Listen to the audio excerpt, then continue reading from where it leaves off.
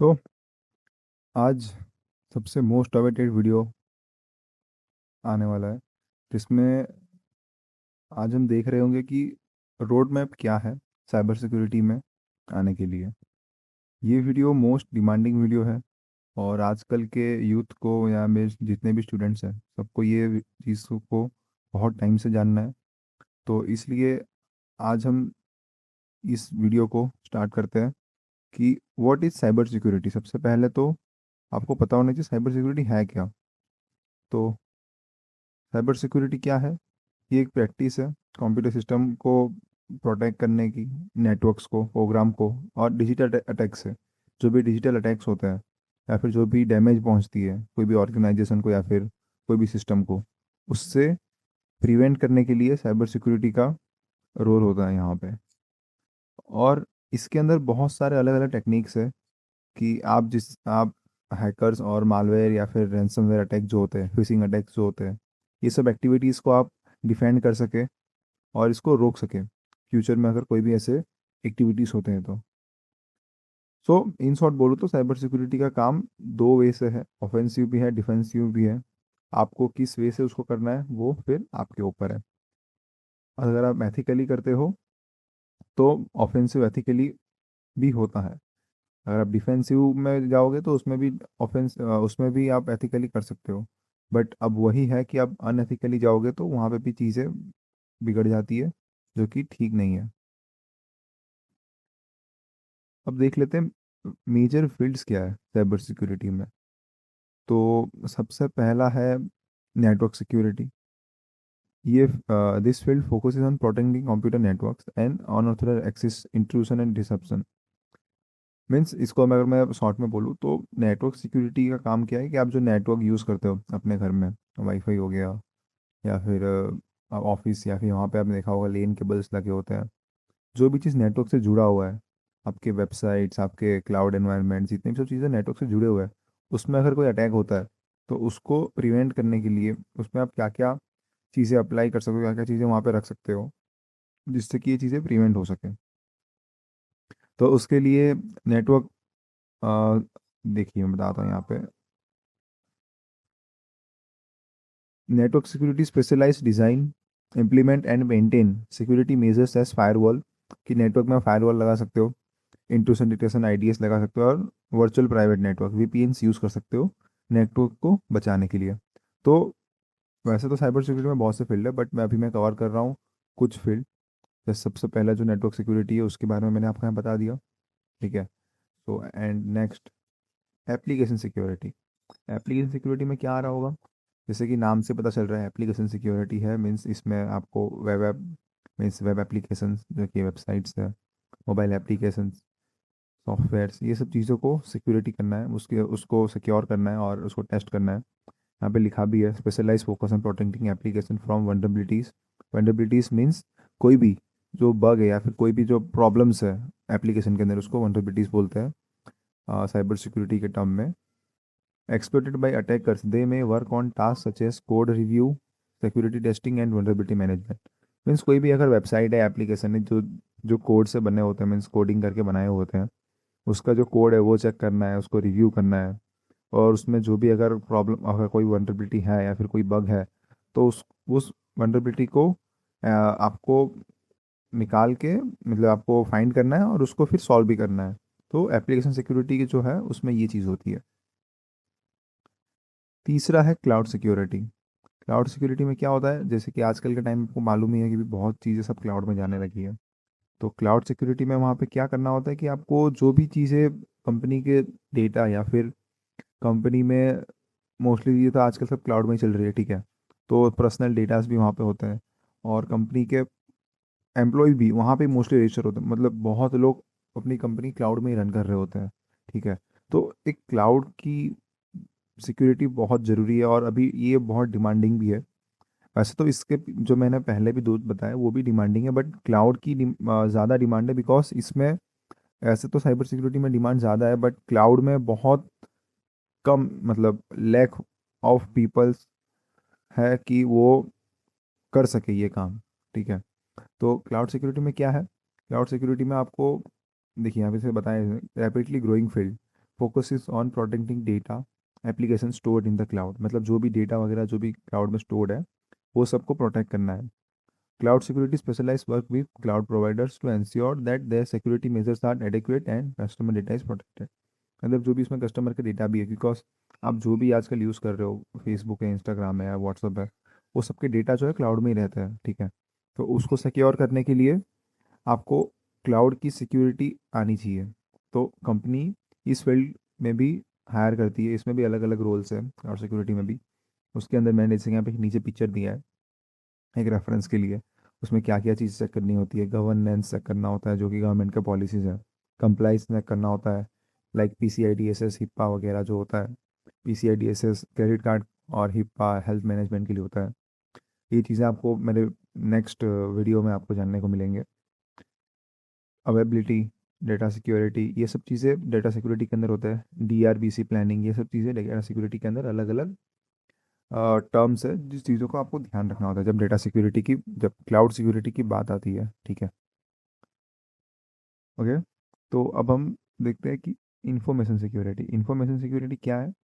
आप जैसे कि अभी नॉर्मली आपने लगभग, अगर आप साइबर सिक्योरिटी में थोड़ा बहुत जानते हो किसको, या फिर कोई आपके रिलेटिव में कोई जॉब में है या फिर कोई फ्रेंड है, तो ये फील्ड में बहुत लोग होते हैं। इंफॉर्मेशन सिक्योरिटी क्या है, इसमें उनका काम होता है for developing and implementing security policies and procedure to protect organisation information assets. They are also responsible for security awareness trainings and incident response. तो इसमें क्या है, अगर मैं शॉर्ट में बोलूँ तो इंफॉर्मेशन सिक्योरिटी का काम यह है कि वो कंपनी में जो भी जो रूल्स वगैरह है कंपनी मान रही है कि नहीं, वो अगर आपको देख, वो जाके एक उनको मेंटेन रखना है। और ये जो पर्सन होता है जो इंफॉर्मेशन सिक्योरिटी के अंदर जो रोल में होता है, वो company to company security awareness भी रन करता है, ठीक है। और सिक्योरिटीज़ के ऊपर ध्यान देते हैं कंपनी के। और कुछ अगर दिक्कत आती है कंपनी में, जैसे कि इंसिडेंट रिस्पॉन्स में, अगर कंपनी में कोई भी दिक्कत आती है तो उसको असेस करने के लिए वो होता है। तो मतलब ये फील्ड है, मैं ये नहीं बोल रहा हूँ ये जॉब रोल्स है, ये फील्ड है। इसके अंदर भी अलग अलग बहुत सारे जॉब रोल होते हैं। तो ये एक फील्ड है इंफॉर्मेशन सिक्योरिटी, ठीक है। दूसरा है सिक्योरिटी आर्किटेक्चर। ये क्या है? सिक्योरिटी आर्किटेक्चर मतलब आपने अभी देखा होगा कि जितने भी कंपनी में, अगर समझ लो आपके पास एनालिस्ट है जो एनालाइज कर रहा है, नेटवर्क सिक्योरिटी वाले भी है, एप्लीकेशन वाले भी है, क्लाउड वाले भी है। बट कोई ऐसा भी तो होना चाहिए कि आपके कंपनी में कोई भी अगर सिक्योरिटी मेजर्स होने से पहले उसको डिफाइंड करने के लिए, या फिर उसको रोकने के लिए, या फिर उस अटैक को प्रिवेंट करने, मतलब थोड़ा उसका जो भी अटैक होने के बाद जो ज़्यादा इम्पैक्ट होना था, इम्पैक्ट को कम करने के लिए एक आर्किटेक्चर बना सके वो, ठीक है, और आर्किटेक्चर को मैनेज भी कर पाए। तो उसको ये चीज़ करना होता है कि सिक्योरिटी आर्किटेक्चर में क्या डिज़ाइन करना है और इम्प्लीमेंट करना है ऑर्गेनाइजेशन के लिए सिक्योरिटी स्ट्रेटेजीज, कि हम क्या क्या स्टेप ले सकते हैं प्रिवेंट करने के लिए कोई भी अटैक को। इवेंट मतलब कोई भी अगर अटैक होता है उससे पहले आप प्रिवेंट कर लो उस अटैक से, मतलब इम्पैक्ट से, इम्पैक्ट आपको लो पड़ेगा वो चीज़ का, ठीक है। They consider all aspect of organisation security including networks, application, data and physical security. मतलब नेटवर्क आर्किटेक्चर का अंदर यही है कि आपको सब चीज़ों को रोकने के लिए क्या स्टेप्स हम पहले से ले सकते हैं और क्या चीज़ें हम बिल्ड कर सकते हैं उस चीज़ को रोकने के लिए, ठीक है। डिजिटल फॉरेंसिक्स, अब ये चीज़ आपने बहुत देखी होंगी टीवी वगैरह में या फिर मूवी वगैरह में, कि कोई भी अगर क्रिमिनल या फिर कोई भी क्राइम होता है वहाँ पे, अगर डिजिटल डिवाइस है जैसे कि मोबाइल है, लैपटॉप है, या फिर कोई भी जो कि डिजिटल डिवाइस है, वो अगर वहाँ पे छूट गया होता है तो वो चीज़ों को फिर वापस फॉरेंसिक्स में भेजा जाता है। तो जो फॉरेंसिक्स में भेजा जाता है वो इस काम के लिए होता है, जो ये फील्ड है डिजिटल फॉरेंसिक इनके पास आती है। ये भी एक साइबर सिक्योरिटी का ही टर्म है। तो जिनको पता नहीं था उनके लिए ही बता रहा हूँ कि डिजिटल फॉरेंसिक साइबर सिक्योरिटी का ही टर्म है। और उनका वो इस चीज़ के लिए रिस्पॉन्सिबल होता है कि collecting and analyse digital evidence, जो भी उनको एविडेंस मिला है वहाँ पे कोई भी क्राइम सीन में, उसके अंदर से वो इन्वेस्टिगेट करके अंदर से, मतलब उसके जो हार्ड डिस्क के अंदर क्या क्या डेटा है, मदरबोर्ड के अंदर भी, मदरबोर्ड के अंदर जो चिप होता है उसके अंदर भी डेटा स्टोर होता है, ठीक है। तो वो सब चीज़ें वो चेक करते हैं, जैसे कि जो चीज़ें डिलीट भी हो गई वो भी रिट्रीव कर सके, ठीक है। तो ये चीज़ में काम आती है जब कोर्ट में डिजिटल फॉरेंसिक का डेटा वहाँ पे दिखाना होता है, तो उनके पास जो फाइंडिंग्स है वो वहाँ पे बताएंगे। तो फॉरेंसिक का भी बहुत बड़ा रोल है साइबर सिक्योरिटी में। ये चीज़ आजकल के टाइम में बहुत सही है, क्योंकि साइबर क्रिमिनल्स बहुत बढ़ गया है। अगर हमारे पास अगर कोई भी डिजिटल डेटा आता है, डिजिटल अगर कोई डिवाइस आती है, तो उसको क्योर करके उसके अंदर से डेटा रिट्रीव करके अगर हम निकाल सकते हैं, तो ये बहुत इंपॉर्टेंट है आजकल के टाइम पे। ठीक है। इंसिडेंस रिस्पॉन्स में क्या है, ये चीज़ आपको ने आपने इससे पहले के सारे टर्म भले ही सुने होंगे लगभग कभी भी, बट ये चीज़ इतना नहीं सुना होगा आपने, तो मैं इसको एक प्रॉपरली वे में बताता हूँ। इंसिडेंस रिस्पॉन्स क्या होता है कि कोई भी अगर अटैक हुआ, ठीक है, मीन्स समझ लो आपकी कंपनी है, वहाँ पे आप वर्क कर रहे हो और अचानक कभी एक दो दिन के बाद समझ लो ऐसा हुआ कि आपको सुबह आप कंपनी गए, वहाँ पे मालूम चला कि भाई साइबर अटैक हुआ है हमारे कंपनी में। ठीक है। तो वहाँ पे जो अटैक होता है, वहाँ पे जो मतलब इंसिडेंट होता है, जैसे कि यहाँ पे बताया specialise response, incident response specialise are responsible for developing and implementing organisation plan for responding to security incidents. They work to contain the damage caused by incident and to restore normal operation as quickly as possible। तो यही मैंने जैसे बताया कि यहाँ पे cyber attack हुआ है, तो उसको हम कैसे हम फिर प्रिवेंट, मतलब वहाँ से फिर कैसे हम निकल सकते हैं, जो हम प्रॉब्लम में अभी आ गए इसको हम कैसे सॉल्व करके इसमें से निकले। ये चीज़ को इंसिडेंट रिस्पॉन्स के अंदर देखा जाता है, और इंसिडेंट रिस्पॉन्स के अंदर आता है, ये एक फील्ड है, इसके अंदर भी एक जॉब रोल है। एक नहीं, ऐसे एक दो इसके अंदर अलग अलग है। तो उसके अंदर वो जो पर्सन होगा या फिर जो ये फील्ड में, यही काम होता है कि अगर आपके कंपनी में कोई भी अगर अटैक हुआ, या फिर कोई भी अटैक होने से पहले क्या सिक्योरिटी मेजर्स ले सकते हो, एंड और उस टाइम पे जो अटैक हुआ है वहाँ से हम कैसे फिर निकल सके, वो जो प्रॉब्लम से हम कैसे ओवर करके वो प्रॉब्लम को ओवर आउट करके निकल सके वहाँ से। सो अभी तक तो खाली आपने साइबर सिक्योरिटी क्या थी वो आपने देखा, और जो भी इसमें फील्ड्स है वो आपने देखा, और अब जाके हमारा जो मेन है, आप जो जिसके लिए वीडियो में आए थे, road map to cyber security की हम स्टार्ट करेंगे। तो उससे पहले मैं बोलना चाहूँगा कि to become ethical hacker first look into yourself. Because अगर आपको हैकिंग में आना है, या फिर हैकिंग को नहीं अब बोल सकते, मतलब हैकिंग को ऐसा नहीं बोला जाता, प्रोफेशनल वे में साइबर सिक्योरिटी बोला जाता है। तो अगर आपको साइबर सिक्योरिटी में आना है तो क्यों आना है, पहले अपने अपने आप को पूछो। ठीक है। अपने इंटरेस्ट क्यों उसमें है, अगर आप इसमें आते हो तो इसमें आपको क्या क्या करना है आपको, और आप ऐसे तो नहीं कि मतलब कोई फ्रेंड्स गया है साइबर सिक्योरिटी में तो मतलब मैं भी चलो चला जाता हूँ। ठीक है। तो ऐसा नहीं होता है इसमें, मतलब आपको इंटरेस्ट भी होना चाहिए, कि जैसे कि आपने मूवीज़ और ये सब में देखा है कि भाई यहाँ पे ऐसे ऐसे हैकिंग होती है, एक ग्रीन स्क्रीन चल रहा है वहाँ पे, कीबोर्ड में वो टाइप कर रहा है, सब चीज़ें ऑटोमेटिक चल रही है। ऐसी चीज़ें रियल वर्ल्ड में नहीं होती, रियल वर्ल्ड में चीज़ें बहुत अलग होती है। अगर आप जब इस फील्ड के जॉब में लगोगे, या फिर जो भी इसमें है उनको पूछोगे, तो मालूम चलेगा कितना हार्ड वर्क करना पड़ता है, तब जाके कुछ चीज़ें प्रिवेंट होती है, तब जाके सिक्योरिटी मेजर्स हम ले सकते हैं। मतलब जो भी चीज़ें होती है वो इतनी इजी नहीं होती, मैं ऐसा बोलना चाह रहा हूँ। तो इससे पहले आप जान लो कि आप आना क्यों चाहते हो, आपको साइबर सिक्योरिटी में आना ही क्यों है, इसके अंदर आप आते हो तो इसमें बहुत मेहनत लगेगी, ये सब चीज़ें देखनी पड़ेगी। तो इससे पहले चार क्वेश्चन है आपके लिए। आस्क योर सेल्फ वाई, क्यों आना चाहते हो, जैसे मैंने पहले बोला, ये चीज़ आपको क्लियर होनी चाहिए क्यों आना है। अगर यही क्लियर ना हो, आप अगर किसी फ्रेंड और ये कोई जा रहा है तो मैं भी चला जाता हूँ, ये सोच के आओगे, तो आप लॉन्ग टर्म में आप इसमें नहीं रह पाओगे इस फील्ड में। फिर आप लेकआउट होके निकल जाओगे बीच में से, बैकआउट कर लोगे कि नहीं यार मेरे से नहीं हो रहा, बहुत ज़्यादा प्रेशर आ रहा है। तो ये चीज़ आपको पहले से समझ लेनी होगी कि साइबर सिक्योरिटी है क्या, और इसमें कितना टाइम और प्रेशर लगने वाला है। ठीक है। अंडरस्टैंड द नीड, नीड क्या है, क्या ज़रूरत है आपको आने की। ठीक है।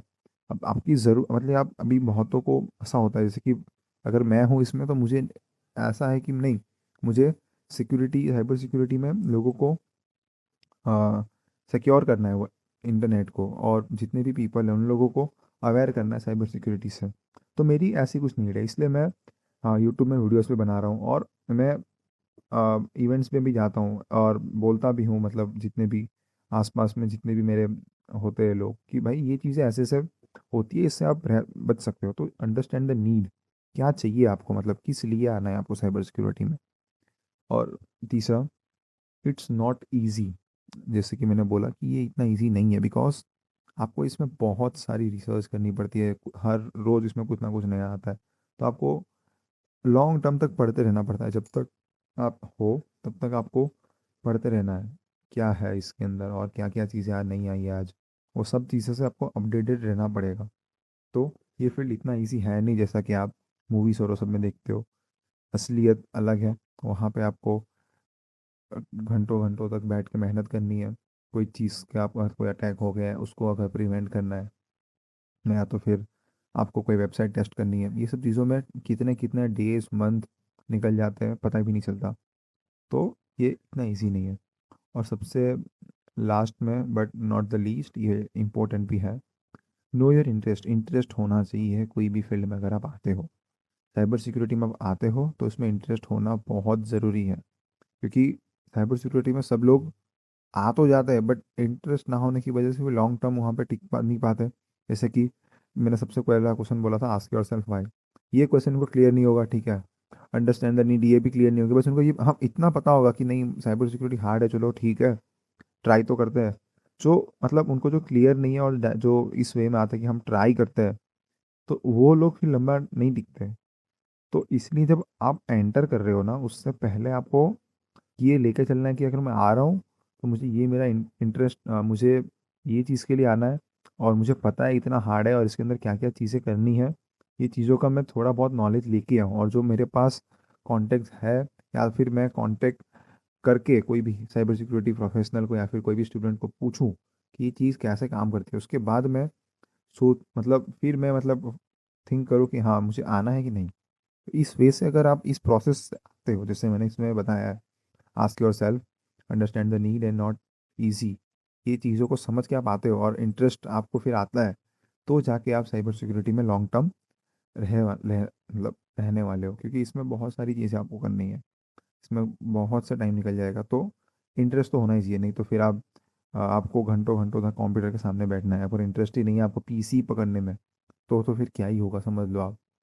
तो इसलिए सबसे पहले इंटरेस्ट लाना होगा इस फील्ड में अगर आना हो तो, ठीक है। सो अभी तक तो हमने इतना देख लिया कि आपको ये चीज़ों को जान के समझ के आना है इस फील्ड में। अब आपको अगर साइबर सिक्योरिटी में आना है तो आपको क्या क्या चीज़ें आनी चाहिए और कहाँ से आपको स्टार्ट करना है, आपको फैमिलियर किस किस चीज़ें से होना है, ठीक है। तो सबसे पहला और सबसे important, computer basics, hardware software trouble shooting methods, IO devices and many more thing, जो कि एक कॉम्प्टी ए प्लस के मॉड्यूल में होता है। और ये मैं मतलब आपको भी इजी पड़ेगा, मैं आपको ये चीज़ अनाउंस करता हूँ कि हमारे जो चैनल है इसके ऊपर हम पहले से ही कॉम्प्टी ए प्लस का प्लेलिस्ट रन कर रहा हूँ मैं अभी। और उसमें कंटिन्यूसली वीडियोस आ रहे हैं, वीक में एक या दो वीडियो मैं अपलोड कर रहा हूँ। तो आप मेरे सब चैनल को सब्सक्राइब करके वो जो वीडियोस है प्लेलिस्ट के अंदर, वहाँ से आप कॉम्प्टी ए प्लस भी पढ़ सकते हो। और आगे भी मैं, और मतलब मैंने जैसे कि मेरा कोर्स मॉड्यूल मैंने उसमें अपलोड किया हुआ है चैनल में, उसमें मैंने पूरा ये जो आज मैं आपको बताऊंगा रोड मैप, उसके अंदर जो भी कोर्स आ रहा है, जैसे कि यहाँ पे मैंने बोला कॉम्पिटी आई प्लस, फिर नीचे नेटवर्किंग, नेटवर्किंग का कॉम्पिटी आई एन प्लस, और ऐसे करते करते जो भी चीज़ें ज़रूरी है हैकिंग के लिए, बिगिनर से लेके इंटरमीडिएट या फिर एडवांस तक जाने के लिए, मैं आपको सारी चीज़ें इस चैनल पे कवर कर रहा हूँ। तो आपको कोई ज़्यादा टेंशन लेने की ज़रूरत नहीं है, कोई कहीं पे जाके आपको चैनल फाइंड करने की ज़रूरत नहीं है कि ये चीज़ मैं कैसे सीखूँ कहाँ से सीखूँ। आपको वन स्टॉप सॉल्यूशन मेरे यहाँ से मिलने वाला है। चैनल पे आपको सब कुछ मिलेगा मेरे यहाँ चैनल पे, रुद्रसेक चैनल पे। यहाँ पे आप हर एक चीज़, हार्डवेयर, नेटवर्किंग और जो कि लिनक्स, विंडोज़, ये सारी चीज़ें हम यहाँ पे कवर कर रहे होंगे, ठीक है। तो अब दूसरा देख लेते हैं, नेटवर्किंग। नेटवर्किंग में क्या क्या आ गया, ओएसआई मॉडल आना चाहिए आपको, टीसीपी आईपी क्या है, डिवाइसेस क्या होते हैं, नेटवर्क डिवाइसेस, राउटर स्विच, ये सब। सबनेटिंग मीन्स आईपीज को अलग अलग पार्ट में डिवाइड करना आना चाहिए, ये बहुत ही इंपॉर्टेंट है। प्राइवेट एंड पब्लिक एड्रेस आपको पता होने चाहिए कि भाई आईपी एड्रेस जो होते हैं वो प्राइवेट कौन से होते हैं और पब्लिक कौन से होते हैं, और इसमें और भी बहुत है नेटवर्किंग में। तो ये आता है कॉम्टी एन प्लस में, जो कि ये यहाँ पे कवर हो रहा होगा मेरे चैनल पे। आगे जाके धीरे धीरे मैं सब चीज़ें रन कर रहा हूँ। तो मतलब वैसे तो मोस्टली हैकिंग में ऐसा बोला जाता है और ये है भी कि नेटवर्किंग बहुत ज़रूरी है, और नेटवर्किंग आपकी बहुत स्ट्रांग होनी चाहिए। नेटवर्क आपका इतना स्ट्रांग होना चाहिए कि मतलब आप कोई भी फील्ड, अगर आप कोई भी फील्ड में जाते हो नेटवर्क तो आना ही चाहिए। बिकॉज आपको अगर नेटवर्क ही नहीं पता कैसे वर्क करता है तो आप क्या अटैक्स से बचोगे या बचाओगे, ठीक है। कंप्यूटर बेसिक्स और नेटवर्क तो आना ही चाहिए, बट मोस्ट इंपॉर्टेंटली नेटवर्क तो आना ही चाहिए, ठीक है। वेब एंड इंटरनेट, अब जैसे कि वेबसाइट्स में आप H T T P S देखते हो, D N S, web servers, F T P क्या है, file transfer protocol, F T P मतलब जो कि कंपनीज ने रखा होता है, या फिर स्कूल कॉलेजेस में F T P port open होता है, एस एम टी पी ये भी एक सर्विस है। तो ये सब भी कॉम्प्टी एन प्लस के अंदर ही कवर हो रहा होगा, तो इसका टेंशन आपको लेने की ज़रूरत नहीं है, आपको सारी चीज़ें यहाँ पे मिल रही होगी। तो मैं अभी आपको यहाँ पे एक गाइडेंस दे देता हूँ, ये चीज़ें आनी चाहिए। बाकी इसके बाद, ये वीडियो के बाद आपको डायरेक्ट जाना है कॉम्प्टी ए प्लस के प्लेलिस्ट में, वहाँ से आपको स्टार्ट कर देना है स्टडीज़ करना, ठीक है। तो आप प्रॉपरली हिंदी लैंग्वेज में ही और डिटेल मैनर में वो वीडियोस आप देख पा रहे होंगे। अब फोर्थ है ऑपरेटिंग सिस्टम, काली। लिनक्स के अंदर बहुत से हैं अलग अलग, काली है, उबुंटू है, रेड हैट है, और फिर विंडोज़, एंड्रॉयड, आईओएस, मैक, ये सब चीज़ें ऑपरेटिंग सिस्टम आपको आनी चाहिए। बिकॉज हैकिंग में ऐसा ज़रूरी नहीं है कि आपके पास, जब आप कहीं पे बैठे हो या फिर कहीं पे भी आप कंपनी के अंदर हो, तो आपको हर बार विंडोज़ ही मिले, हर बार आपको लिनक्स ही मिले। मतलब आपको हर एक चीज़ आनी चाहिए, क्योंकि कभी भी कुछ भी एनवायरनमेंट आपको मिल सकता है ऑपरेटिंग सिस्टम का। तो आपको सब ऑपरेटिंग सिस्टम में वर्क कर पाना आना चाहिए। तो हम इस चैनल में ये भी देख रहे होंगे कि लिनक्स कैसे वर्क करता है, लिनक्स के सारे कमांड्स एंड ऑल, और विंडोज़ डिटेल में देखेंगे, और एंड्रॉयड आईओएस तो यूज़ ही करते हैं सब लोग आजकल। मैक भी हम देख लेंगे, उसका एक ऑपरेटिंग सिस्टम कैसे वर्क करता है। कमांड लाइन आना बहुत ज़रूरी है हैकिंग में, बिकॉज सारी चीज़ें आप रन कर रहे होंगे लिनक्स में। जो टूल्स है जितने भी हैकिंग के, और जितने भी कमांड्स है, सारी चीज़ें ऑपरेट होंगे कमांड लाइन के ऊपर। जो भी लिनक्स है मोस्टली कमांड लाइन का ही होता है। तो आपको वहाँ पे कमांड लाइन आना चाहिए। सी एम डी विंडोज़ के लिए बैश है, पावर सेल है, पावर सेल और सी एम डी विंडोज़ के लिए, बैश तो है अपना काली लिनक्स है उनके लिए है। सो जैसे कि मैंने बोला, ये इम्पोर्टेंट है, आपको आना चाहिए command line and base, C M D, PowerShell, ये तीनों चीज़ें इंपॉर्टेंट है, तीनों चीज़ आनी चाहिए आपको प्रॉपरली। ओके। तो अभी तक तो आपने देख लिया कि आपको क्या क्या चीज़ें आनी चाहिए बेसिक टर्म में। अब हम बात कर लेते हैं प्रोग्रामिंग, जो कि बहुत लोगों का कंसर्न होता है कि हम अगर हैकिंग में आते हैं तो प्रोग्रामिंग की ज़रूरत है या फिर नहीं है। तो अभी मैं आपको बताता हूँ कि कितना प्रोग्रामिंग आना ज़रूरी है। तो मतलब प्रोग्रामिंग ज़रूरी है, बिकॉज समझ लो कि आप कोई भी फील्ड में आ, मतलब अगर साइबर सिक्योरिटी में आ रहे हो, तो आपको अगर वो वेबसाइट या फिर वो जो एप्लीकेशन है वो कैसे बनी है आपको नहीं पता, कैसे वर्क करती है नहीं पता, तो आप उसको कैसे सिक्योर कर पाओगे या फिर कैसे टेस्ट कर पाओगे, ठीक है। तो बेसिक आपको नॉलेज तो होनी चाहिए कि मतलब ये चीज़ें कैसे काम कर रही है, जो कि आपने स्कूल या कॉलेज टाइम पे जो आपने पढ़ा है हैकिंग, हैकिंग नहीं, जो कि लैंग्वेज पढ़े हैं स्कूल में, आपने HTML पढ़ा होगा स्कूल टाइम में, कॉलेज में आपके जावास्क्रिप्ट आ जाता है, पाइथन भी हो जाता है, सी प्लस प्लस जावा, ये सब तो करवाता ही है।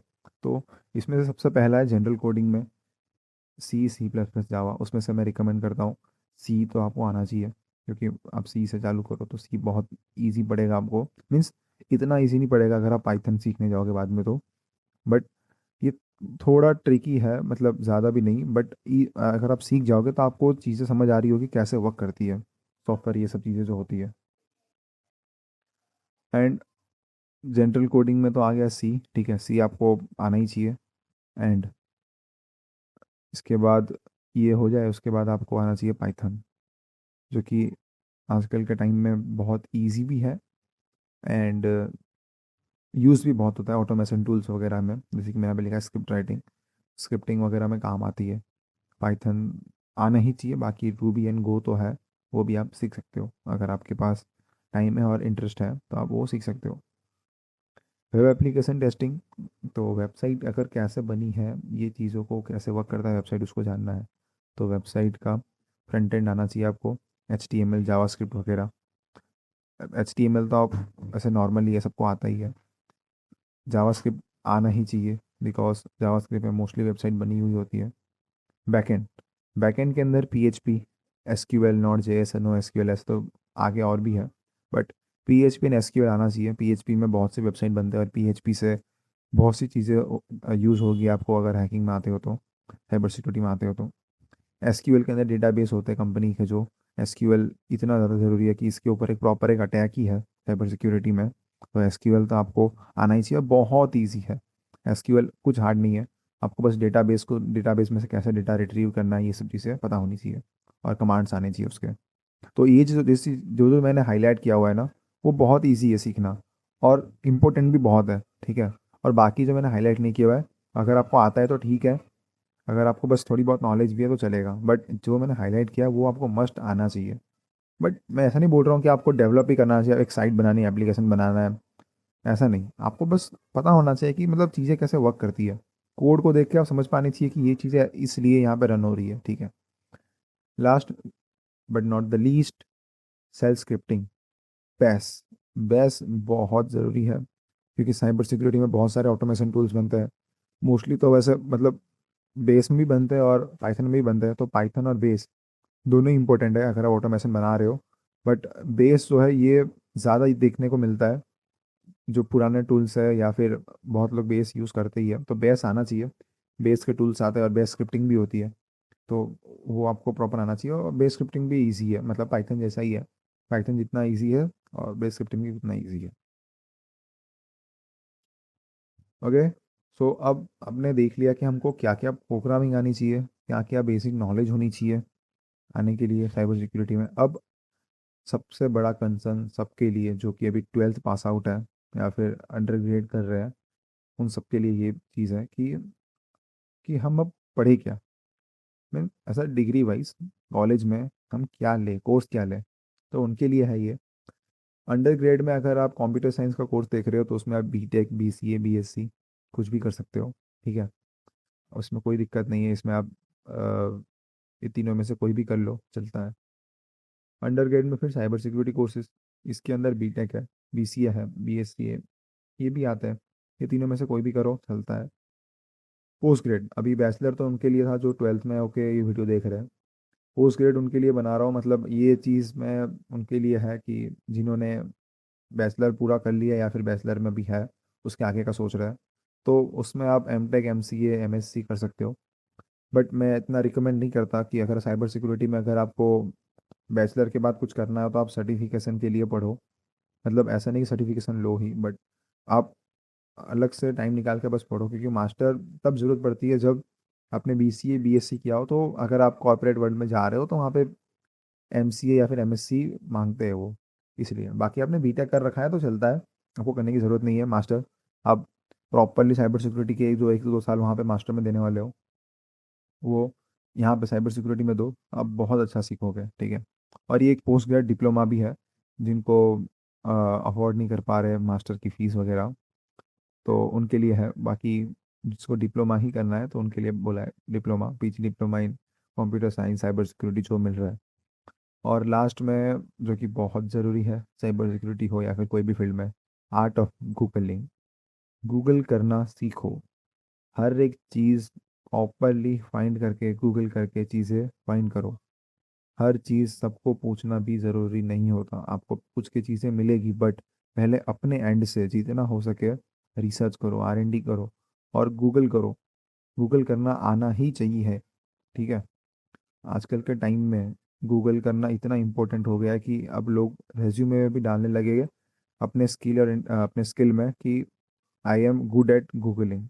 तो ऐसे जो स्किल में लिखा होता है ना, गूगलिंग आता है मुझे, वो रेज्यूमे भी शॉर्टलिस्ट होती है। बहुत से एचआर ने ये चीज़ें लिंक्डइन में पोस्ट की हुई है कि लोग अब स्किल में लिखने लगे हैं कि हमको गूगलिंग आती है, ठीक है। तो गूगलिंग इतना ज़्यादा इम्पोर्टेंट हो गया है। ओके। अब हम देख लेते हैं जॉब रोल्स क्या है। अभी आपने इतना तो देख लिया कि भाई हम क्या क्या करेंगे, फील्ड क्या है, क्या आना चाहिए, क्या डिग्री ले, क्या क्या चीज़ें पढ़े। अब सबसे इम्पोर्टेंट है कि भाई हमने इतना सब तो कर लिया, अब इसके अंदर हमको जॉब किस रोल में मिलेगी, जॉब रोल्स क्या है, जॉब क्या क्या होती है इसके अंदर। तो उसके लिए मैं ये चीज़ बता देता हूँ प्रॉपरली। इसके ऊपर आपको वीडियोस तो यूट्यूब में मिलेंगे, बट इतना डीप में कोई नहीं बता रहा है हर एक फील्ड को क्या क्या है। तो मैं एक वीडियो के अंदर मैं ये सब चीज़ें डीप में बता रहा हूँ, ये चीज़ें कैसे वर्क करती है, रोड मैप क्या है। तो इसमें मैं कवर कर रहा हूँ जॉब रोल इन डिटेल में, जितने भी रोल्स हैं। मतलब मैं ज़्यादा तो नहीं ले पा रहा हूँ, मतलब जितना मैक्स हो सकता है मैं इसमें कवर कर रहा हूँ। तो सबसे पहला है पेन टेस्टर, पेनिट्रेशन टेस्टर, जो कि ऑफेंसिव वे का है। मीन्स मैं आपको बताऊंगा आगे कि ऑफेंसिव में कौन कौन से है एक एक करके। ऑफेंसिव मीन्स जो अटैक करते हैं सिस्टम में, बट इन एथिकल मैनर, ठीक है। तो इसके अंदर क्या होता है, फोकस क्या करता है ये, proactively finding vulnerabilities in system and networks by simulating cyber attacks. इसने वनरेबिलिटी सिस्टम में फाउंड करना है एंड नेटवर्क्स में, इसमें जिस बाई साइबर अटैक्स जो भी प्रॉब्लम आता है उससे पहले आपको ये चीज़ों को फाइंड करना है, वनरेबिलिटीज को, और सॉल्व करना है। आपको रिस्पॉन्सिबिलिटी क्या क्या होगी इसमें, identify and exploit weakness in system and applications using hacking techniques. आपको जो भी कंपनी के, आप यहाँ पे भी आप जिस रोल में हो, इस रोल में तो आपको जो प्रोजेक्ट्स आए होंगे वहाँ पे आपको फाइंड करना है कि भाई इस सिस्टम के अंदर क्या वीकनेस है, क्या एक्सप्लॉइट निकल सकता है इसमें से, और वो चीज़ों को सॉल्व करना है। Gain unauthorised access to system and data, means कोई भी सिस्टम के अंदर अनऑथराइज एक्सेस कोई ले पा रहा है विदाउट परमिशन, तो वो चीज़ों को सॉल्व करना है, ठीक है। डॉक्यूमेंट वनरेबिलिटीज, डॉक्यूमेंट के अंदर कोई वनरेबिलिटीज हो सकती है, उसको सॉल्व करने के लिए आपको रिमेडिएशन स्टेप भी देने हैं। तो ये सब चीज़ें में डॉक्यूमेंट वनरेबिलिटी जिसमें क्या क्या आता है, जो पीडीएफ के अंदर किसी ने मालवेयर डाल दिया है, पीडीएफ ओपन किया, आपके अंदर आ गया वायरस, वो सब चीज़ें ना हो, वो चीज़ों को ध्यान रखना है। रिमीडिएशन स्टेप्स, मतलब प्रिवेंट करने के स्टेप्स भी लिखना है कि कैसे बच सकते हो अगर ये होता है, तो उससे पहले आप क्या स्टेप्स लो, और अगर हो गया है ये चीज़ आपके साथ तो उसको कैसे सॉल्व कर सको। May specialise in web application testing, network penetration testing और सोशल इंजीनियरिंग। तो ये चीज़ें बहुत इंपॉर्टेंट है। पेनिट्रेशन टेस्टर आप हो तो वेब एप्लीकेशन टेस्टिंग में वेबसाइट टेस्ट करना आपको आना चाहिए, क्योंकि आपके जब इस रोल में होंगे तो आपके पास प्रोजेक्ट में यही वर्क आएंगे। Web application pen testing, network pen testing और सोशल इंजीनियरिंग, ये अलग अलग फील्ड के अलग अलग जॉब भी मिलता है कि मतलब वीएपीटी में कोई खाली वेब के लिए हायर करता है, कोई नेटवर्क के लिए खाली हायर करता है, और मोस्टली तो बहुत जगह पे ऐसा भी है कि सबके लिए एक ही पर्सन होगा पेनिट्रेशन टेस्टर में, जो ये सब चीज़ें कर रहा होगा, ठीक है। तो नेटवर्क पेन टेस्टिंग में आपको नेटवर्क के, जो मैंने जैसे आपको पहले बोला था, नेटवर्क सिक्योरिटी, आपको नेटवर्क को सिक्योर करना है और पेन टेस्ट करके बताना है कि इसमें और क्या प्रॉब्लम हो सकती है, और उसको सॉल्व करने में हेल्प करनी है। सोशल इंजीनियरिंग के अंदर क्या होता है कि सोशल इंजीनियरिंग एक टर्म है इसका, यही चीज़ मैं आपसे बोलता हूँ, गूगल करना सीखो, ये चीज़ का आप गूगल करो, आपको डिटेल में हम चलेगा। मैं आपको एक ओवरव्यू देता हूँ सोशल इंजीनियरिंग में क्या होता है। सोशल इंजीनियरिंग में आपको आएगा कि मतलब समझ लो कोई भी आप कंपनी में गए, या एक न्यू आप पर्सन हो, आपने देखा होगा बहुत से मूवीज और वगैरह में कि कोई भी एक पर्सन है जो न्यू है उस जगह पे, वो डायरेक्टली कंपनी में जाता है और वहाँ पे जाके बोलता है कि ये चीज़ मैं कर सकता हूँ, ये चीज़ मैं आपको करके दे दूंगा इतने कम प्राइस में वगैरह में, या फिर वो ट्राई करता है कि कैसे भी आपके साथ कांटेक्ट बने, आपका फ्रेंड बने, और आपसे फिर आपके डेटास वगैरह वो कलेक्ट करवा लेता है। आपके साथ इतना ज़्यादा इन्वॉल्व हो जाता है कि आपके प्राइवेट डेटा उसके पास होंगे, फिर वो कब जब चाहे आपको फिर एक्सप्लॉइट कर सकता है, आपको हैक कर सकता है, ठीक है। तो सोशल इंजीनियरिंग एक बहुत बढ़िया टर्म है सोशल हैकिंग के, साइबर सिक्योरिटी के अंदर। अब स्किल्स क्या आनी चाहिए इसके अंदर, in depth knowledge of hacking tools, tools आपको रन कर पाना आना चाहिए, टेक्निक्स पता होनी चाहिए, experience with penetration testing, penetration testing का पैथोलॉजीज आपको पता होना चाहिए कि किस मेथड में पेनिट्रेशन टेस्टिंग करते हैं, understanding of network con security concept. तो यही चीज़ जो कि मैंने पहले भी बोला था, नेटवर्क सिक्योरिटी, ये चीज़ आनी चाहिए। नेटवर्क का पता होगा तो आप नेटवर्क सिक्योरिटी कर पाओगे। पेनिट्रेशन टेस्टिंग करना है तो उससे पहले आपको मेथोडोलॉजी पता होनी चाहिए, किस वे में आप पेन टेस्टिंग करेंगे, ओके। हैकिंग टूल्स पता होनी चाहिए, टेक्निक्स पता होनी चाहिए, कैसे कर सकते हैं रन। तो ये सब चीज़ें पता होनी चाहिए। अगर इस रोल में आप हो तो आपके ये फोकस पॉइंट्स है, ये रिस्पॉन्सिबिलिटीज है और ये स्किल्स हैं, तब जाके आप एक पेनिट्रेशन टेस्टिंग की जॉब ले सकते हो। और घबराने की कोई ज़रूरत नहीं है। ये सब चीज़ें अगर आप बेसिक से, जब आप मैं से बता रहा हूँ उस वे में आप करते करते आओगे, तो ये सारी चीज़ें आपको आराम आराम से सीखते आओगे आप, इसमें कोई टेंशन की बात नहीं। और हमारे चैनल पे ये सारी चीज़ों के ऊपर वीडियोस बनने वाली, और मैं आपको सब चीज़ें भी प्रोवाइड करूँगा कैसे आप पढ़ सकते हो। दूसरा है red teamer and blue teamer. Red teamer offensive में है और ब्लू टीमर डिफेंसिव में आता है। तो जैसे कि यहाँ पे लिखा है फोकस में, simulates cyber attacks to identify vulnerabilities in organisation and security defences. यही है, मतलब पेन टेस्टिंग जैसा ही है, बट रेड टीमर थोड़ा उससे हाई होता है, उसको चीज़ें डिटेल में आ रही होती है, सब चीज़ें कर सकता है वो पेनिट्रेशन टेस्टिंग में। जैसे कि मैंने बोला था, वेब, नेटवर्क, एपीआई, एप्लीकेशन, सब चीज़ों को पता हो। और वो रेड टीमिंग का काम यही होता है कि वनरेबिलिटी निकाल के दे वो कंपनी का, और अटैक करे डायरेक्ट, मतलब तो कंसर्न के साथ ही होती है कंपनी की, बट एक रेड टीमर लोग हायर भी करते हैं और अलग से भी काम करवाते हैं उनसे। रिस्पॉन्सिबिलिटीज़ क्या होती है? Launch simulate attacks using hacking techniques, attacks करने हैकिंग टेक्निक्स को यूज़ करके, जो कि कंपनी के कंसर्न के साथ ही होगा।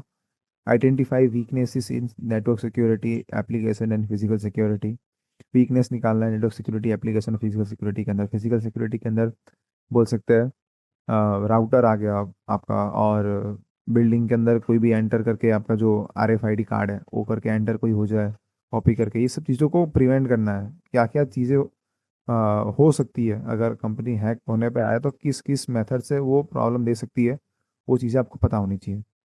Report findings and recommendation to improve security, जैसे मैंने बोला, जो आपको फाइंडिंग्स मिले या फिर जो भी आपको प्रॉब्लम्स दिखे कंपनी में जब आप टेस्टिंग कर रहे हो, उसको एक रिपोर्ट बना के कंपनी को देना है उनको, और उसके बाद उनको रिकमेंड करना है कि वो क्या क्या चीज़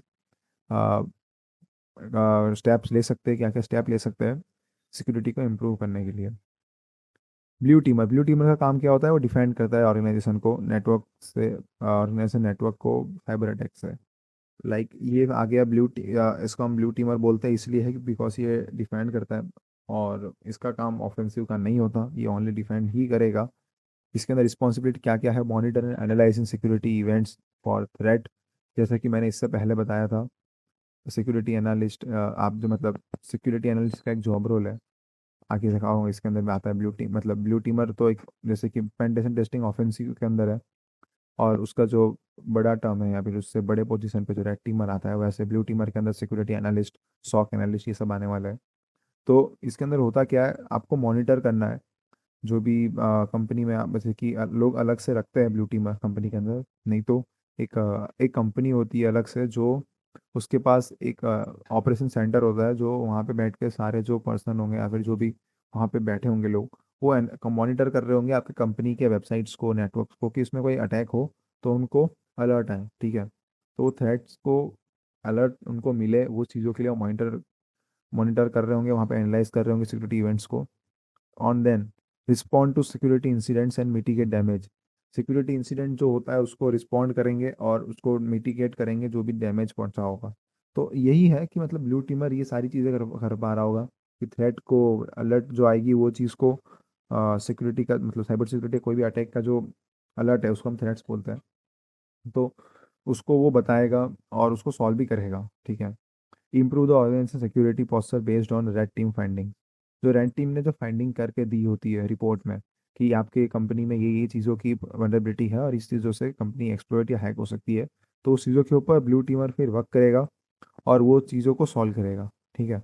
तो ब्लू टीमर का काम ओवरऑल होता है, रेड टीमर का भी जैसे पेनिट्रेशन टेस्टिंग में तो ओनली खाली ऐसा ही है कि आप अटैक करोगे और उसमें जो भी प्रॉब्लम्स है वो निकाल के दोगे। ओवरऑल टिप टू लेके टॉप तक जितना भी आपको हो सके, आपको जितना हो सके वनरेबिलिटी निकाल के देनी है। और पेनिट्रेशन टेस्टिंग का काम क्या होता है? टेस्ट करेगा वो ओनली कोई कोई चीज़ों को, और ये यहाँ पे आपको हैक करना है, अटैक करना है रेड टीमिंग में। और ब्लू टीमिंग में भी यही होता है कि इसमें आपको मॉनिटर से लेके उसको सॉल्व करने तक और जो फाइंडिंग्स मिली उस पर वापस वर्क करके डिफरेंट टेक्निक्स यूज़ करके उसको आपके एक सामने एक फायरवॉल रख सकते हैं, या फिर जो भी डिफेंड में जो भी चीज़ यूज़ होती है वो सब चीज़ें आपको करना है ब्लू टीमर में भी। तो ये रोल थोड़े एडवांस होता है और थोड़े हाई होता है, तो इसमें बहुत मेहनत होती है। स्किल्स क्या क्या होनी चाहिए आपके अंदर? Both roles require strong understanding of network security. देखिए मैंने जैसे बोला था नेटवर्क कितना ज़्यादा इंपॉर्टेंट है, यहाँ पे भी नेटवर्क सिक्योरिटी की टर्म आई है। नेटवर्क आना बहुत ज़रूरी है, नेटवर्क सिक्योरिटी आनी चाहिए। हैकिंग टेक्निक्स जो कि बहुत ज़रूरी है अगर आप ऑफेंसिव कर रहे हो डिफेंसिव कर रहे हो, दोनों में। एंड इंसिडेंट रिस्पॉन्स की मतलब कोई भी अगर प्रॉब्लम आती है उसको कैसे रिस्पॉन्स करते हैं, इंसिडेंट रिस्पॉन्स का जो मैंने आपको पहले बताया था, जो कि एक फील्ड है, उसके अंदर ये चीज़ आनी चाहिए ब्लू टीमर के तौर पे। ब्लू टीमर्स में ऑल्सो भी benefit from experience with security tools like SIEM system. SIEM जो ये सीम सिस्टम है, SIEM सिस्टम, ये बहुत तर ज़्यादा ब्लू टीमर और SOC analyst security analyst use करते हैं। इससे होता क्या, ये टूल्स यूज़ होते हैं, सिस्टम यूज़ होते हैं मॉनिटर करने के लिए नेटवर्क को, वेबसाइट को, कंपनी को। तो ये आपको थ्रेड्स जो भी होंगे अलर्ट देगा। तो सीम टूल्स के अंदर अलग अलग बहुत सारे टूल्स आते हैं, स्प्लंक है, ऐसे बहुत टूल्स हैं जो कि आपको काम आएंगे अगर जब आप डिफेंड में जाओगे, डिफेंस फील्ड में जाओगे। दूसरा है मालवेयर एनालिस्ट। मालवेयर का काम क्या होता है? वो मालवेयर को एनालाइज करेगा मेलिशियस सॉफ्टवेयर जो होती है उसकी फंक्शनैलिटी और उसका जो पोटेंशियल रिस्क है कंपनी में क्या पड़ सकती है। जैसे कि ऐसा हुआ कि मेल में या फिर कहीं से भी आपके कंपनी में कोई भी मालवेयर आ गया और उसको आप पता नहीं अब क्या करूँगा मैं, सॉफ्टवेयर के अंदर मालवेयर है कि कैसे मालूम चलेगा कौन सा मालवेयर है, ये कैसे फाइंडिंग करे। तो उसके लिए एक मालवेयर एनालिस्ट होता है जो कि रिवर्स इंजीनियरिंग टेक्निक्स को यूज़ करके डिटरमाइन करता है कि ये हाउ इट्स वर्क, मीन्स ये कैसे वर्क करता है ये मालवेयर, और इसको कैसे बनाया गया है और इसको कैसे प्रिवेंट कर सकते हैं मालवेयर को स्प्रेड होने से, और provide insights of improve the organisation security posture, और इसको प्रिवेंट करता है कंपनी में कोई भी अगर दिक्कत हो आगे उससे पहले ये इसको क्योर कर देता है। तो इसमें स्किल की क्या जरूरत है, इसमें स्किल आपको आनी चाहिए, programming skill, because malware mostly बने होते हैं C++ आर्किटेक्चर के ऊपर बने होते हैं, आर्किटेक्चर बेस के ऊपर बने होते हैं। आर्किटेक्चर 32, आर्किटेक्चर 64 जो कि आपके विंडोज़ में होता है, लिनक्स में भी आता है, ये चीज़ों के ऊपर बने होते हैं। तो वहाँ पे अपना जो विंडोज़ है वो बना है सी से, ठीक है। तो आपको सी और C++ ऐसे लैंग्वेज प्रॉपरली आनी चाहिए। Knowledge of malware analysis techniques, understanding of operating systems, ये चीज़ों की भी नॉलेज होनी चाहिए, तब जाके आप मालवेयर एनालिसिस का अगर टेक्निक्स का पता ही ना हो तो आप कैसे निकाल पाओगे कि कैसे वर्क करता है, ठीक है। अंडरस्टैंडिंग ऑफ ऑपरेटिंग सिस्टम, अगर वही ना पता हो तो आप कैसे पता करोगे कि ये सिस्टम बना कैसे और ये जो मालवेयर बना है किस सिस्टम के लिए बना है। तो इसलिए ऑपरेटिंग सिस्टम की भी ज़रूरत है। इसलिए मैंने सबसे पहले ही बोला था कंप्यूटर के बेसिक्स नेटवर्क्स आने ही चाहिए, और प्रोग्रामिंग का भी मैंने पहले ही आपको बता दिया था, ठीक है। सिक्योरिटी एनालिस्ट, जैसे कि मैंने बोला था ब्लू टीमर के टाइम पे, ब्लू टीम के अंदर आता है सिक्योरिटी एनालिस्ट, मीन से डिफेंस के अंदर ही होता है। इनका काम भी देखिए मैं यहाँ पे जैसे लिखा है, monitor analysing security events on ongoing basis of identify respond to threats, means उनको आइडेंटिफाई करना है क्या थ्रेट है और उसको एनालाइज करके मॉनिटर करके उस लॉग्स और वहाँ पे सस्पिशियस एक्टिविटी फाइंड करेंगे वो, तो उसको अलर्ट उनको आएगा तो वो अपने हायर अथॉरिटीज़ को बताएंगे।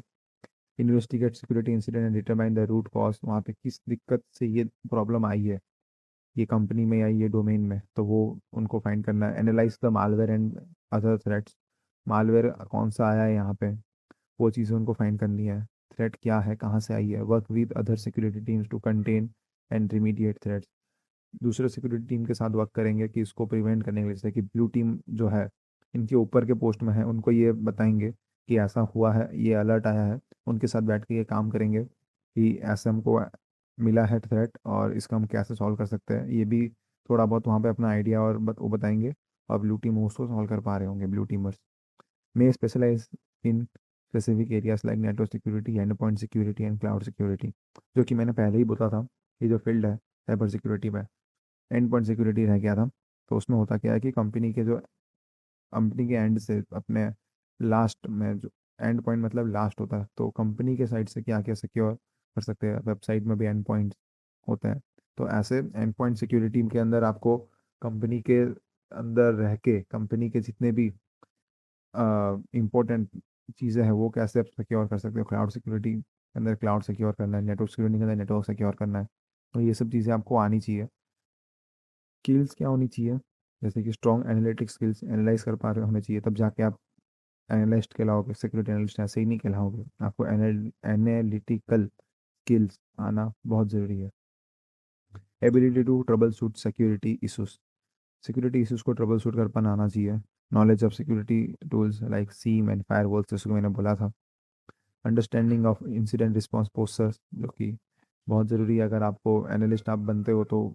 ऐसा भी आपको कभी कभी, कभी क्या मोस्टली आप पे आता ही है कि आपको इंसिडेंट रिस्पॉन्स का काम भी करना पड़े थोड़ा बहुत, आपको वहाँ पे गाइड करना पड़े कि ये थ्रेट है तो यहाँ पे ये चीज़ हम कर सकते हैं, रोक सकते हैं थ्रेट को प्रिवेंट करने के लिए। सॉक एनालिस्ट, जैसे कि मैंने बोला था सिक्योरिटी ऑपरेशन सेंटर एनालिस्ट। तो ये सॉक एनालिस्ट का काम क्या होता है, बहुत से कंपनी अलग अलग कंपनी होते हैं तो हायर भी करते हैं सॉक एनालिस्ट को, अपने कंपनी के अंदर ही उन्होंने रखा होता है ऑपरेशन सेंटर। नहीं तो एक कंपनी अलग से होती है जो खाली ऑपरेशन सेंटर ही रन कर रही होती है और वहाँ पे खाली सॉक एनालिस्ट ही होता है। तो वो लोग क्या कर रहे होते हैं कि एक कंपनी जो होगी वो सब अलग अलग कंपनी के प्रोजेक्ट्स या फिर कंपनी का टेंडर लेके रखी होती है कि आप आपके आपके कंपनी का हम एनालिस्ट करेंगे, एनालिटिक हमारे पास रहेगी कंपनी का नेटवर्क की, और जो भी अटैक्स होंगे वो सब चीज़ें हमको पता रहेगा। तो ये चीज़ें एक कंपनी के पास भी ऑर्डर आता है या फिर अलग अलग से कंपनी जो बड़े कंपनीज होते हैं वो अपने कंपनी के अंदर ही ऑपरेशन सेंटर से रखते हैं पहले से। तो ये चीज़ें दोनों जगह पे होता है। अलग से कंपनी बनाओ ऑपरेशन सेंटर का, या फिर अपने कंपनी में भी आप ऑपरेशन सेंटर खोल सकते हो, बट कॉस्ट ज़्यादा होने की वजह से स्टार्टअप्स या फिर जो जिसको 4-5 ईयर्स हुए कंपनी में, वो लोग इतना नहीं रखते। तो वो लोग टेंडर देते हैं, सॉक एनालिस्ट ऑपरेशन सेंटर जो होते हैं उनको देते हैं टेंडर। तो उनके पास सॉक एनालिस्ट होते हैं। सॉक एनालिस्ट का काम क्या होता है? जैसे सिक्योरिटी एनालिस्ट है, सिमिलर ही है, बट थोड़ा अलग है कि सिक्योरिटी इवेंट्स को एनालाइज कर रहे हैं, जो कि नेटवर्क के अंदर जो भी दिक्कत आती है वो रियल टाइम में वो देख रहे होंगे बैठ के सिस्टम के अंदर। वो उनका काम खाली बैठ के आपके नेटवर्क को देखते रहना है कि कोई दिक्कत आई तो उनको अलर्ट देना है ऊपर ऑथोरिटीज़ को, identify investigate suspicious activity, respond करेंगे इंसिडेंट को जो भी दिक्कत हुई है, और इस्टेब्लिश करेंगे कौन से protocol, security analyse security logs and alerts to detect threats. जिससे कि सिक्योरिटी एनालिस्ट का भी वही ये वक्त था, थोड़ा ही अलग है। बाकी उस पर थोड़ी थोड़ी ज़्यादा बोल सकते हैं ऑथोरिटी होती है चीज़ों को करने की, इनके पास थोड़ा कम होता है। ये बस देख रहे होंगे कि चीज़ें कैसे वर्क कर रही है, और वो थोड़ा बहुत इम्प्लीमेंट भी करेंगे वहाँ पे प्रिवेंट करने के लिए। एनालाइज करेंगे लॉग्स को, जो भी कौन से आईपी से अटैक आया है, ये सब चीज़ें।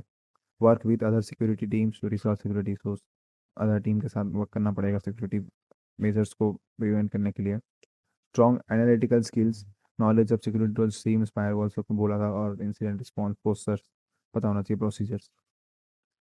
सिक्योरिटी ऑडिटर, ये क्या है?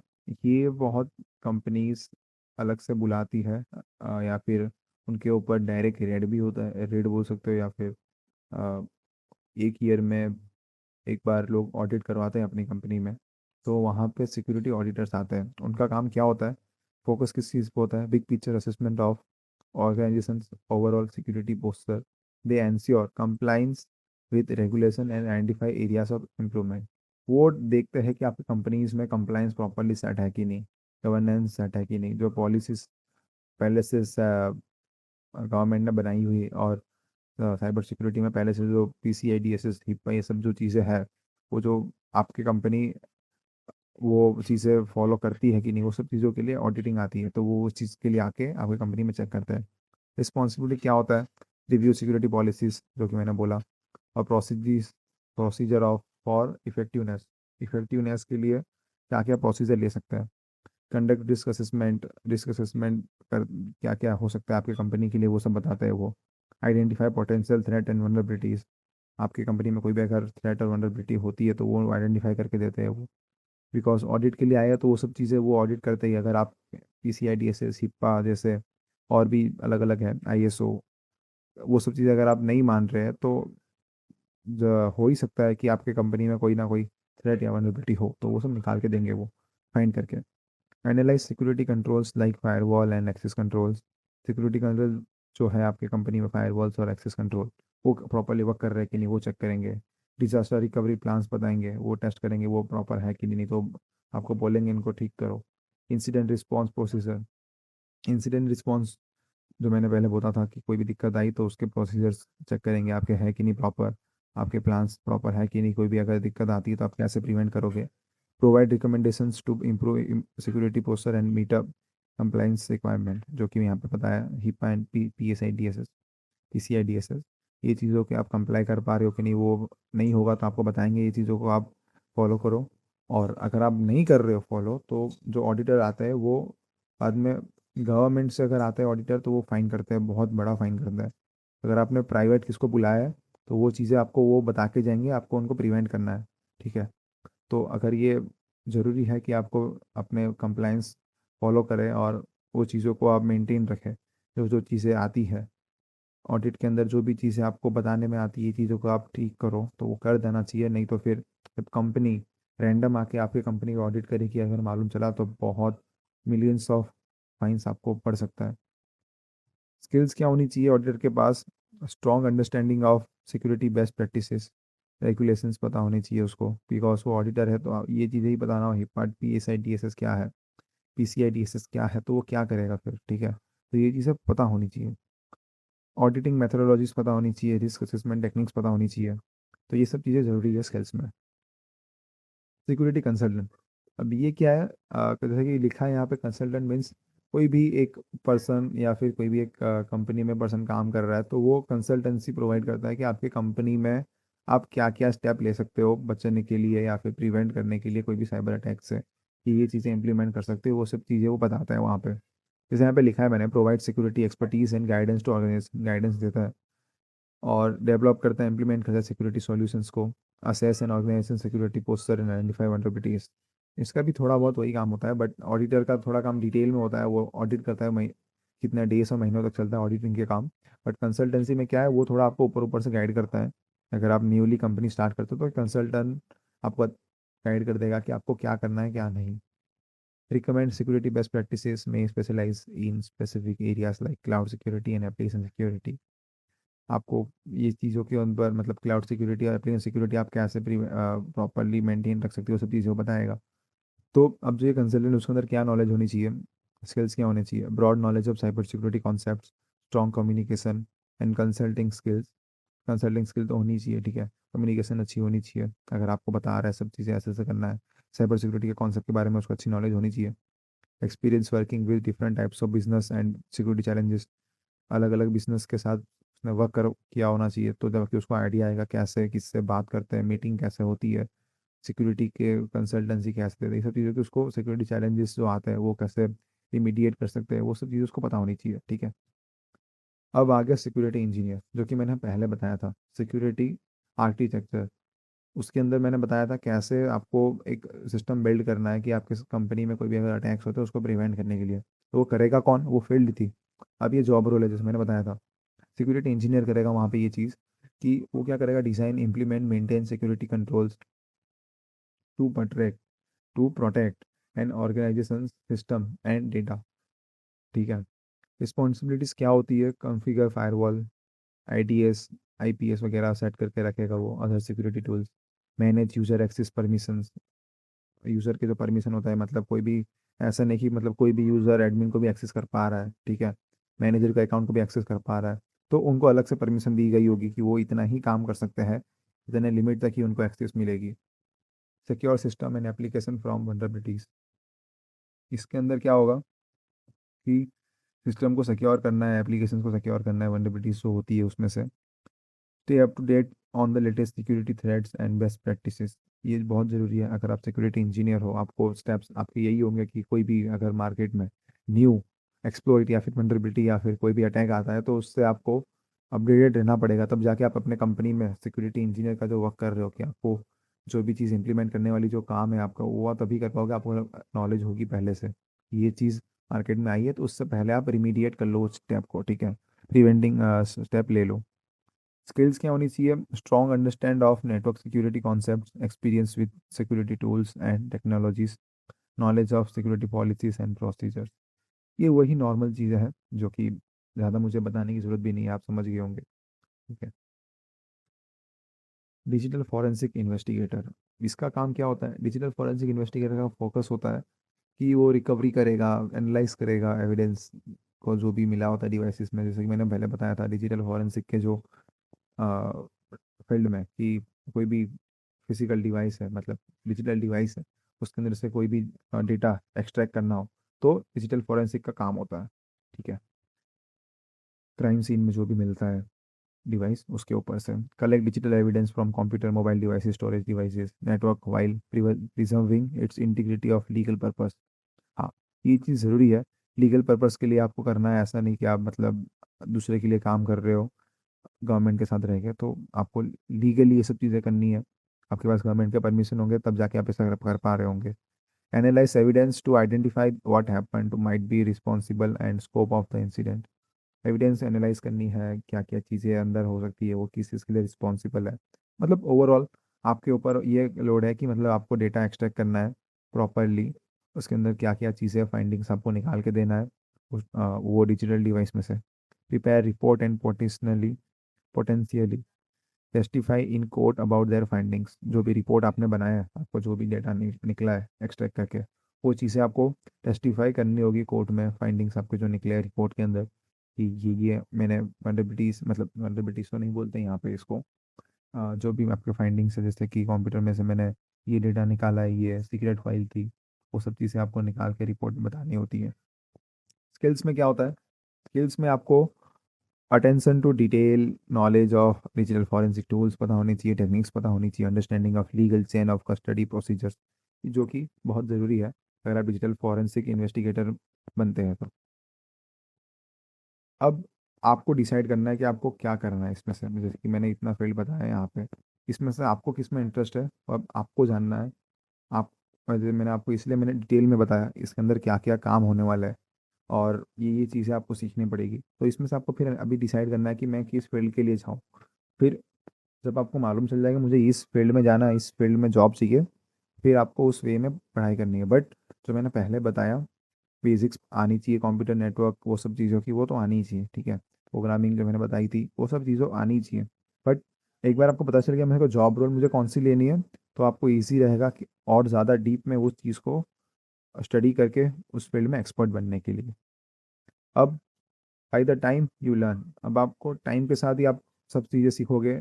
और क्या सीख सकते हो मैं आपको ये बता देता हूँ कि मतलब इतने चीज़ें तो आपने रोल्स देख लिए, बट अब इसके साथ साथ आपको और क्या क्या चीज़ें सीखनी है। जैसे कि साइबर सिक्योरिटी में बेसिक्स जैसे मैंने बता दिया, वो हो जाने के बाद आपको और क्या क्या चीज़ें आनी चाहिए, जिससे कि आप एक पेन टेस्टिंग की चीज़ें आपको पता हो, और पेन टेस्टिंग टेस्टिंग ये सब चीज़ें आपको आनी चाहिए।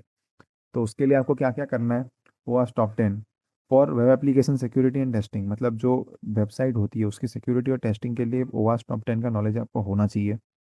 इसके अंदर आप बहुत से टॉप 10 अटैक्स होते हैं जो कि हर 4 साल में अपडेट होता है। इसके अंदर टॉप 10 अटैक्स के अंदर जो भी मेथड्स होते हैं वो हर 4 साल में निकलता है, ओवास निकालती है। उसमें होता क्या है, ये 10 अटैक्स है, इसमें से आपके वेबसाइट में वनरेबिलिटीज निकल सकती है, तो उसको फॉलो करने के लिए ओवास टॉप 10 आपको पता होना चाहिए। और इस पे से आप ऑफेंसिव वे में आप अटैक भी कर सकते हो कंपनी के वेबसाइट पे, अगर आपको लीगल टर्म में अगर नोट आपके पास है, कंसर्न है, कंपनी बोलती है कि आप मेरे वेबसाइट को टेस्ट करो, तो उसमें आपको पता होना चाहिए ओवास टॉप 10 क्या है। उसके अंदर जो टेक्निक्स है पहले वो आप टेस्ट करोगे, उसके बाद बाकी के आपके जो मेथड्स है वो ट्राई करोगे। तो ओवास टॉप 10 बहुत ज़रूरी है, वो आनी चाहिए आपको। लर्न टू ऑपरेट टूल्स जैसे कि बबसूट है, एनमैप है। बबसूट क्या होता है? ये बबसूट एक टूल है जो कि आप वेब में यूज़ करोगे। आपके डेटा एक टूल में से होके जा रहे होंगे, उसमें आप टेस्ट करोगे कि ये रिक्वेस्ट के अंदर मॉडिफाई करके हम कैसे इसको एक्सप्लोइट कर सकते हैं। ये सब चीज़ें बबसूट में होगा। एनमैप यूज़ होगा नेटवर्क के ऊपर, आपको रेकॉन करना है, आपको नेटवर्क में टेस्टिंग करनी है, तो एनमैप होना चाहिए, प्रॉपर आना चाहिए। डर्ब है, फफ है, हाइड्रा है, पासवर्ड क्रैक करने के लिए हाइड्रा, जॉन द रीपर, ये सारी टूल्स है। ऐसे बहुत और सारे टूल्स है, आपको पता होना चाहिए टूल्स कैसे वर्क करता है। तो ये सब चीज़ें मैं अपने चैनल में आगे भी मैं आपको बता रहा हूँ, उसका टेंशन नहीं है, इस पर वीडियोस आएंगी। तो उस चीज़ का आपको ज़्यादा वरीड होने की ज़रूरत नहीं है।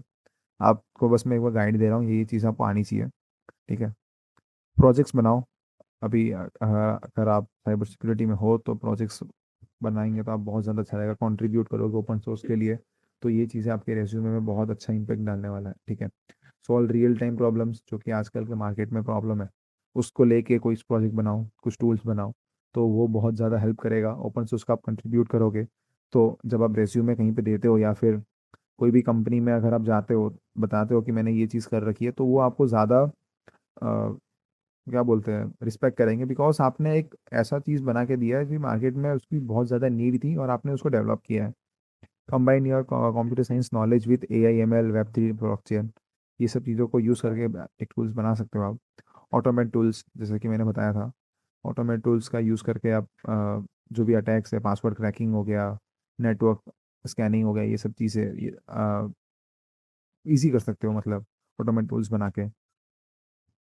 तो प्रोजेक्ट बनाओ, बहुत अच्छा इम्पैक्ट पड़ेगा आपके रेज्यूमे में भी, और आपको भी हेल्प आ जाएगी। अगर आप वो टूल बना दोगे तो आपको भी हेल्प आ रही होगी, और आपके आगे जब इसको ओपन सोर्स करोगे तो बहुत लोगों को हेल्प होगी उसमें से। फिर जैसे मैंने पहले बोला था, लर्न फ्रॉम गूगल। गूगल से भी आपको सीखना है बहुत चीज़ें। आपको गूगल करना है कि साइबर सिक्योरिटी में और क्या क्या आता है। जैसे मैंने यहाँ पे आपको मोस्टली सब चीज़ें बता दी है, बाकी आपको मेरे चैनल पे सब चीज़ें मिल रही होगी। Step to step, step by step आपको मैं हर चीज़ एक एक चीज़ें डिटेल में सिखा रहा हूँ, इसलिए मैंने बोला मेरा प्लेलिस्ट है CompTIA+ से मैंने स्टार्ट किया है, तो आप उसको देखना याद ध्यान से। तो आपको गूगल भी करना है कि इसमें और क्या क्या चीज़ें मैं सीख सकता हूँ, और कौन से फील्ड्स है इसमें मैं जा सकता हूँ। बिकम अ रीडर, रीडर बनो। जैसे कि बोला, गूगल करोगे तो आपको आर्टिकल्स बहुत सारे आएंगे, बहुत से वनरेबिलिटीज़ के रिपोर्ट्स होते हैं, लोगों ने अपलोड किया होता है, वो चीज़ें पढ़ो। गिटहब, गिटहब में से आपको टूल्स एंड एक्सपर्ट्स मिल सकते हैं। जैसे कि गिटहब में आपने, अभी अगर आप कंप्यूटर साइंस के स्टूडेंट हो तो आपको पता होगा कि बहुत लोग अपने स्क्रिप्ट्स वगैरह, मतलब अपना जो कोडिंग के जो कोड्स है वो वहाँ पे रखे होते हैं अपने प्रोजेक्ट के लिए, कहीं पे भी रेज्यूमे में बताने के लिए। तो वैसे ही साइबर सिक्योरिटी में भी टूल्स के कोड्स एंड एक्सप्लॉइट्स गिटहब में अवेलेबल होते हैं। तो आप गिटहब को भी अच्छे से फाइंड करके उसमें से टूल्स यूज़ कर सकते हो। Setlist, common password, payload, all the things, ये सब कुछ गिटहब के रेपोज है। और ये कुछ साइट्स भी, यहाँ से ये चीज़ें आप डाउनलोड करके आपने साइबर सिक्योरिटी जर्नी में हेल्प ले सकते हो ये सब चीज़ों से। ये गिटहब के अंदर ही लोगों ने ओपन सोर्स में कंट्रीब्यूट किया हुआ है। ठीक है, ये चीज़ आप गूगल करोगे आपको मालूम चलेगा ये चीज़ है क्या। ठीक है, इसलिए मैंने बोला learn from Google. Bug bounty program, bug bounty program क्या है कि मतलब बग बाउंटी से भी आप अर्न कर सकते हो। बग बाउंटी चीज़ ऐसी है कि मतलब जैसे कि मैंने पहले बोला था, वेबसाइट एप्लीकेशन टेस्टिंग, ठीक है, और ओवास टॉप 10 के मैंने बताया था। तो बग बाउंटी में ये सब चीज़ें इंप्लीमेंट होता है, और बग बाउंटी का मेन मतलब ही यही है कि वेबसाइट में से आप वल्नरेबिलिटी निकालोगे, मीन्स बग निकालोगे। और कंपनीज ने यहाँ पे जो ये प्लेटफॉर्म्स है, hacker one, bug crowd, ESP hack, integrity, ये सब पे उसने अपना डोमेन रखा होगा कंपनी ने। आप उस पर पेन टेस्ट करोगे, वल्नरेबिलिटीज फाइंड करोगे, और रिपोर्ट करके वहाँ पे आप उनको रिपोर्ट भेजोगे कि आपके कंपनी के वेबसाइट में यहाँ यहाँ वल्नरेबिलिटीज है, आप इसको सॉल्व कर सकते हो ऐसे। ठीक है, तो आप जो उनको बग दोगे निकाल के रिपोर्ट में, उसके लिए आपको बाउंटी मिलेगी। बाउंटी मीन्स आपको पैसे मिलेंगे, $50, $100, $20। बड़े बड़े कंपनीज है, फेसबुक, गूगल, माइक्रोसॉफ्ट, और छोटे मोटे कंपनीज भी है, स्टार्टअप्स भी है। बहुत से कंपनी आजकल बग बाउंटी प्रोग्राम अपना रन करते हैं। ओपन बग बाउंटी प्रोग्राम्स भी है, तो वहाँ पे भी आप हंट कर सकते हो। तो आपको क्या होगा, इसमें प्रैक्टिस होगी वेबसाइट वल्नरेबिलिटी टेस्टिंग की। तो आप ये भी ट्राई कर सकते हो, और ये सब में जाके हैकर एंड बकआउट पे जाके आप रिपोर्ट्स भी पढ़ सकते हो। Sports vigour academy, sports vigour academy क्या है, ये बहुत बड़ी चीज़ है और बहुत बढ़िया चीज़ है। स्पोर्ट्स विगर एकेडमी में आपको अगर वेब एप्लीकेशन सिक्योरिटी टेस्टिंग सीखनी है, कैसे होती है और क्या क्या बग्स आते हैं, ओवर टॉप 10 बग्स क्या है, और ये चीज़ें कैसे वर्क करती है, वो सारी चीज़ें स्पोर्ट्स विगर एकेडमी में है। जो मैंने आपको टूल बताया था बबसूट, ये स्पोर्ट्स विगर एकेडमी वालों का ही है। उसके अंदर आपको ये प्रॉपरली बबसूट कैसे यूज़ करते हैं वो भी आपको बताएगा। तो ये चीज़ें भी आप जाके सीख सकते हो स्पोर्ट्स विगर एकेडमी से। बाकी मैं यहाँ पे तो अपने चैनल में कवर करने ही वाला हूँ स्पोर्ट्स विगर एकेडमी भी। ठीक है, और अपने आप अपने से भी आप जाके इसके बारे में देख सकते हो, गूगल कर सकते हो स्पोर्ट्स वगैरह एकेडमी क्या है, उसके अंदर अकाउंट बना के आप स्टार्ट कर सकते हो। ठीक है, बट इससे पहले आपको, जो मैंने पहले बोला था बेसिक्स जो मैंने बोले थे, वो सब चीज़ें आप पहले कवर करो, उसके बाद यहाँ पे आओ।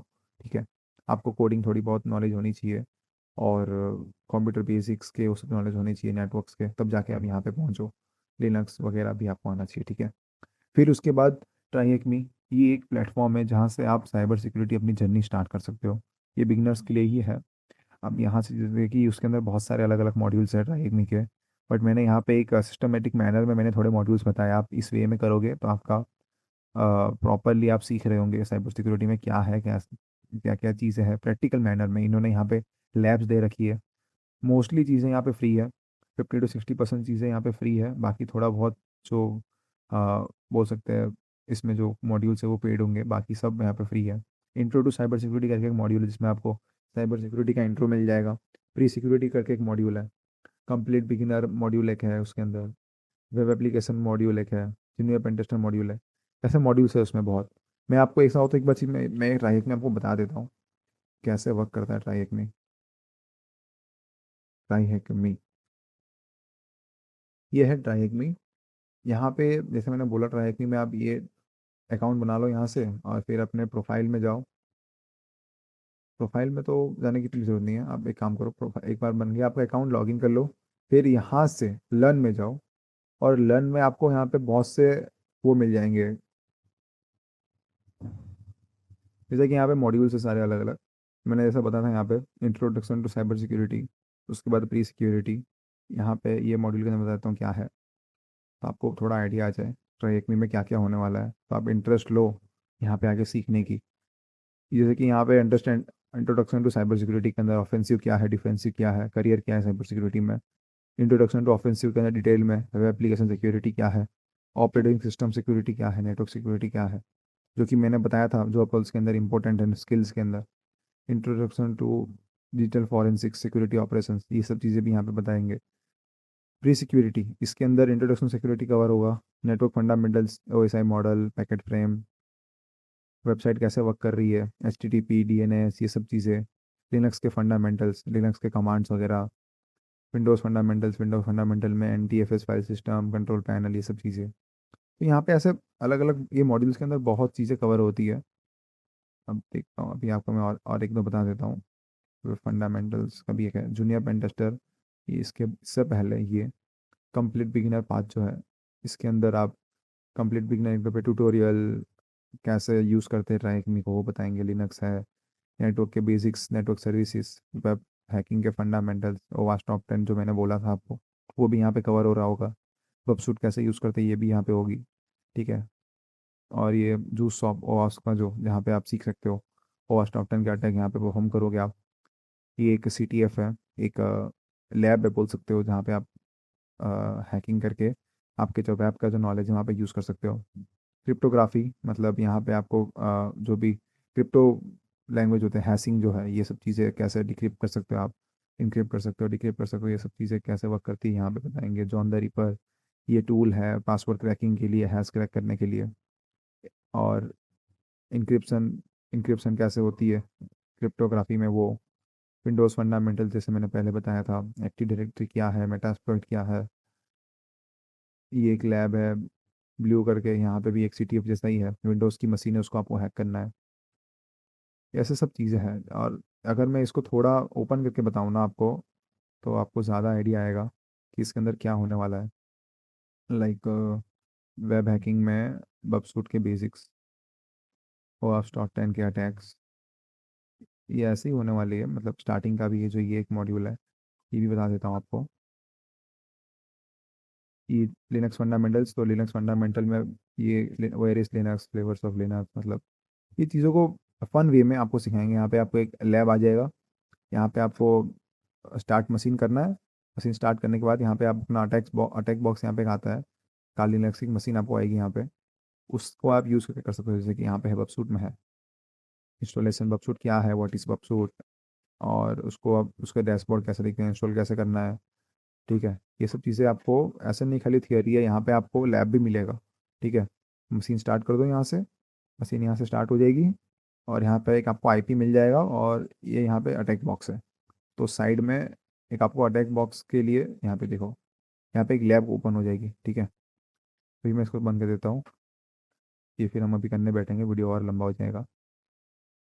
तो ये सब चीज़ें ऐसे होनी चाहिए। ओवास टॉप 10 जैसे मैंने बोला था, ब्रोकन एक्सेस कंट्रोल सबसे पहला अटैक है ओवास टॉप 10 में। आईडोर, क्रिप्टोग्राफी फेलियर्स, ऐसे अलग अलग इंजेक्शन, वनरेबिलिटी, आउटडेटेड कंपोनेंट्स के लिए। तो ये 2021 वाला वास टॉप 10 है। ऐसे ही 2017 का भी एक है, आप जब इस पर थोड़ा गूगल करोगे आपको मालूम चलेगा कि ये चीज़ें क्या क्या, ऐसे सारे क्या होता है। ये सब चीज़ें आपको प्रैक्टिकल मैनर में बता रहा होगा वो, ठीक है।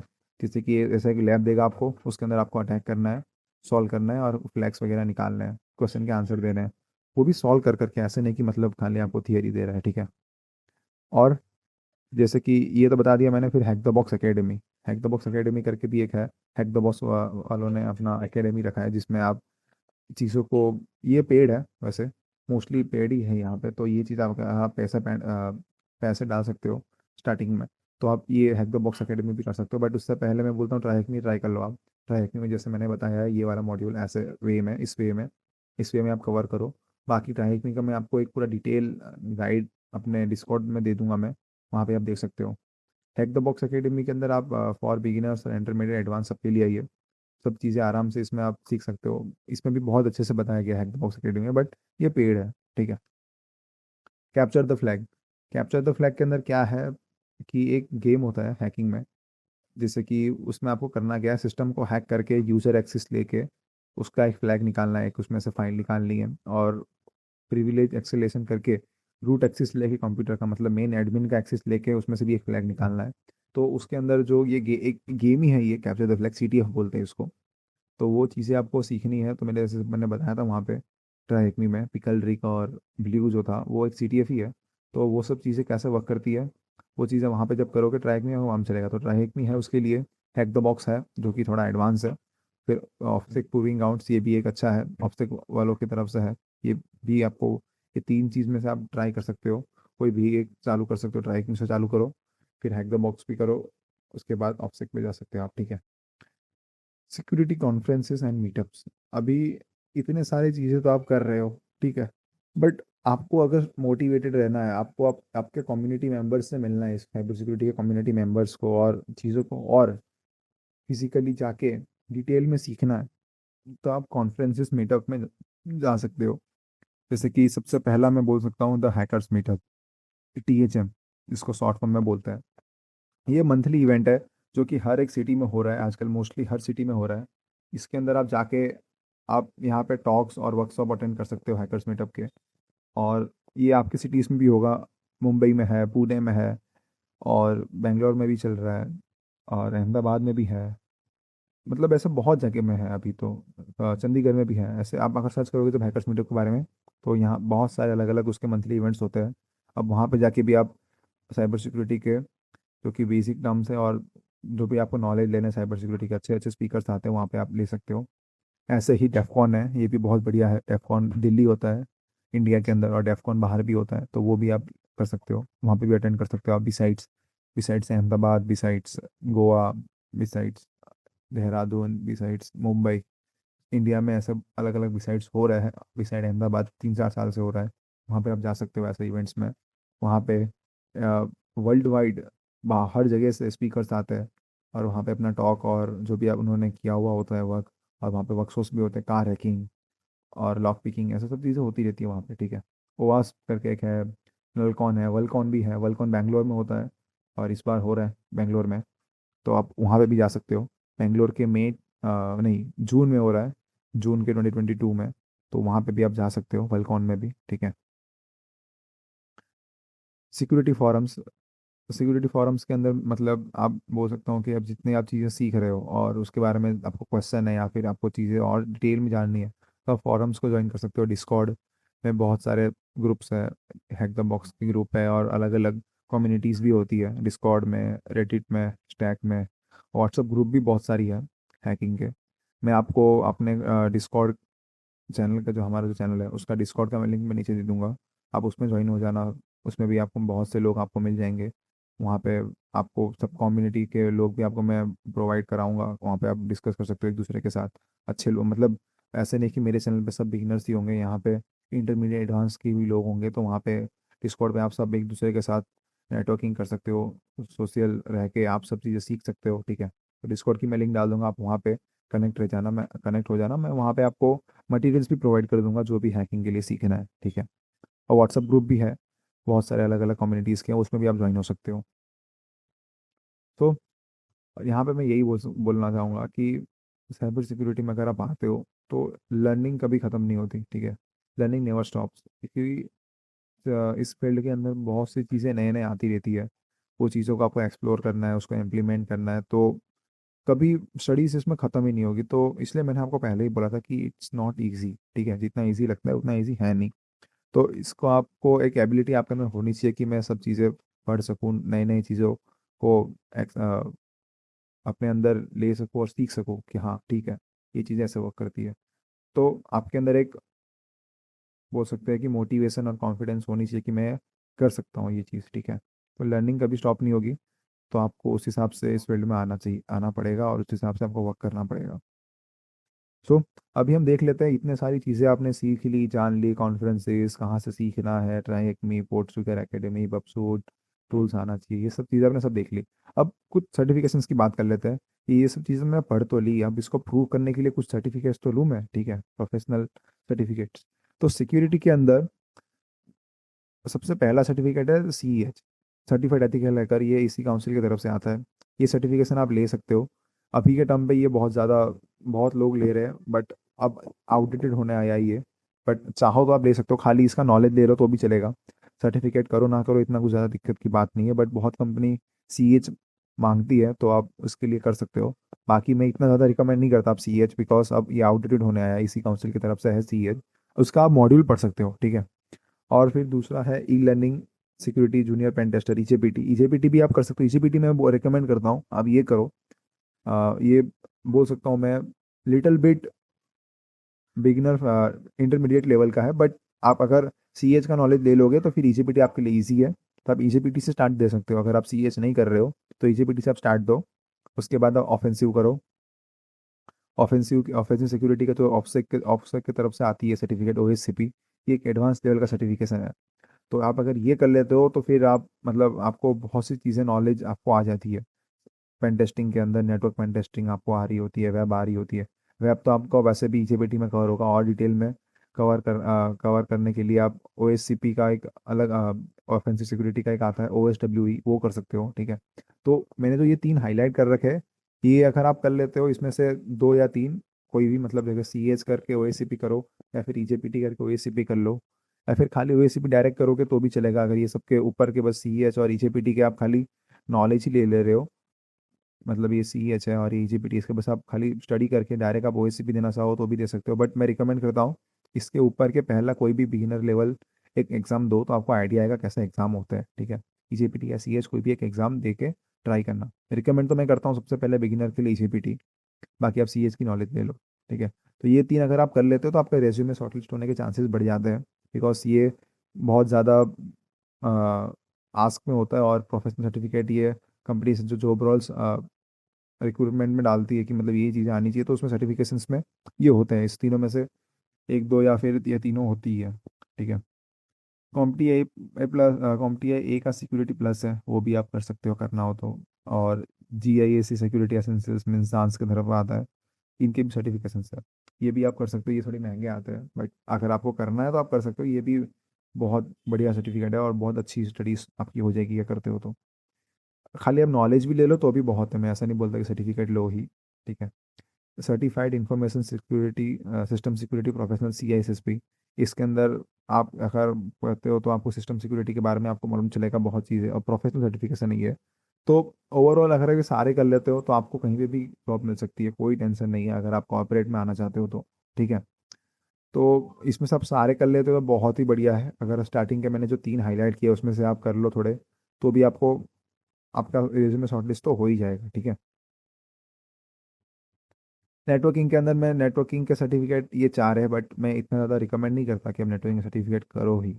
बट अगर आपको नेटवर्किंग के अंदर जाना है तो नेटवर्किंग का सर्टिफिकेट होना ज़रूरी है, इसलिए मैंने यहाँ पे उसके भी कुछ प्रोफेशनल सर्टिफिकेट्स ऐड किए हुए हैं। सबसे पहला और सबसे फेमस सी सी एन है। ये स्विचिंग राउटर राउटिंग ये सब चीज़ें यहाँ पे कवर हो रही होगी आपकी सी सी एन ए के अंदर, ये बहुत अच्छी है। और कॉम्टी आई एन प्लस, जो कि मैंने बोला कि हमारे चैनल में भी आ रहा होगा, ये कॉम्टी एन प्लस का पूरा मॉड्यूल हम कवर करेंगे। और इसमें और भी एक्स्ट्रा चीज़ें बहुत होती है, इसलिए मैं बोलता हूँ कि अगर आपको नेटवर्क के फील्ड में जाना है तो उसका सर्टिफिकेट लेना चाहिए और उसका एग्ज़ाम देना चाहिए। नहीं तो बाकी आपको साइबर सिक्योरिटी में आना है तो सिक्योरिटी सर्टिफिकेट ले लो और नेटवर्क की नॉलेज ले लो बस, ठीक है। और इसके सर्टिफिकेट है C C N P professional certificate, और expert level certificate internet network expert. तो ये सिस्को के तीन सर्टिफिकेट है और एक कॉम्पटीआई का है। उसमें से ऊपर के दो ज़्यादा रिकमेंडेड है अगर आप साइबर सिक्योरिटी नहीं, नेटवर्क में अगर आना चाहते हो, नेटवर्क सिक्योरिटी खाली, और नेटवर्क पेन टेस्टिंग में भी ये आप ना लो तो भी चलता है। नेटवर्क पेन टेस्टिंग के लिए ओ एस सी पी बहुत है, ठीक है।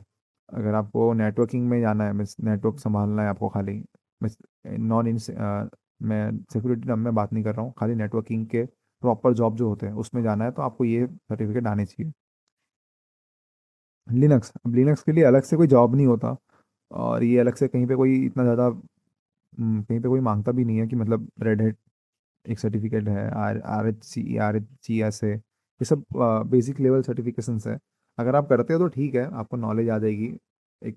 बट अब वही है कि मतलब आप करो तो भी बढ़िया है, ना करो तो भी चलेगा, आपको बस नॉलेज होनी चाहिए, वो भी बहुत ज़्यादा है। अगर आपको लग रहा है कि हाँ ठीक है मुझे देना है तो आप दे सकते हो। कॉम्प्टी आई लिनक्स प्लस भी एक है, वो भी आप कर सकते हो अगर आपको करना हो तो। बाकी मैं इतना रिकमेंड नहीं करता लिनक्स का सर्टिफिकेट लेने का। जिसको शौक है वो लेते हैं, जिसको ऐसा है कि मुझे नहीं एग्ज़ाम दे के ट्राई करना है, मेरा जो भी बोलते हैं मेरा जो टैलेंट है मुझे कितना आता है वो जानना है, टेस्ट करना है, तो आप ले सकते हो। बिकॉज पैसे भी लगते हैं, इसलिए मैं बोलता हूँ कि आप नॉलेज ले लो तो भी ठीक है। आप सारे सर्टिफिकेशन करने तो नहीं बैठोगे ना आप, कोई भी अच्छे से दो चार सर्टिफिकेट कर लो बहुत है। ओके, यहाँ तक हमने इतना सब कुछ देख लिया। अब सबसे ज़्यादा कंसर्न सब अभी तक आप सबको ये होगा कि आपने इतना सब बता दिया, बट ये तो बताओ कि इसमें स्कोप कितना है साइबर सिक्योरिटी में, है ना। साइबर सिक्योरिटी में स्कोप ही ना हो तो हम बढ़ के क्या करें। ठीक है, आपको वैसे तो पता होगा कितना स्कोप है, थोड़ा बहुत, बाकी मैं आपको दिखाता हूँ कितना स्कोप है। ये एक आर्टिकल है, मैंने थोड़ा रिसर्च किया था, उस पर से मुझे मिला था। ठीक है, इस आर्टिकल में क्या है, इन्होंने बताया हुआ है कि what are the prospects for ethical hacking as a profession in future. Future में एथिकल हैकिंग की कितनी ज़्यादा वो है।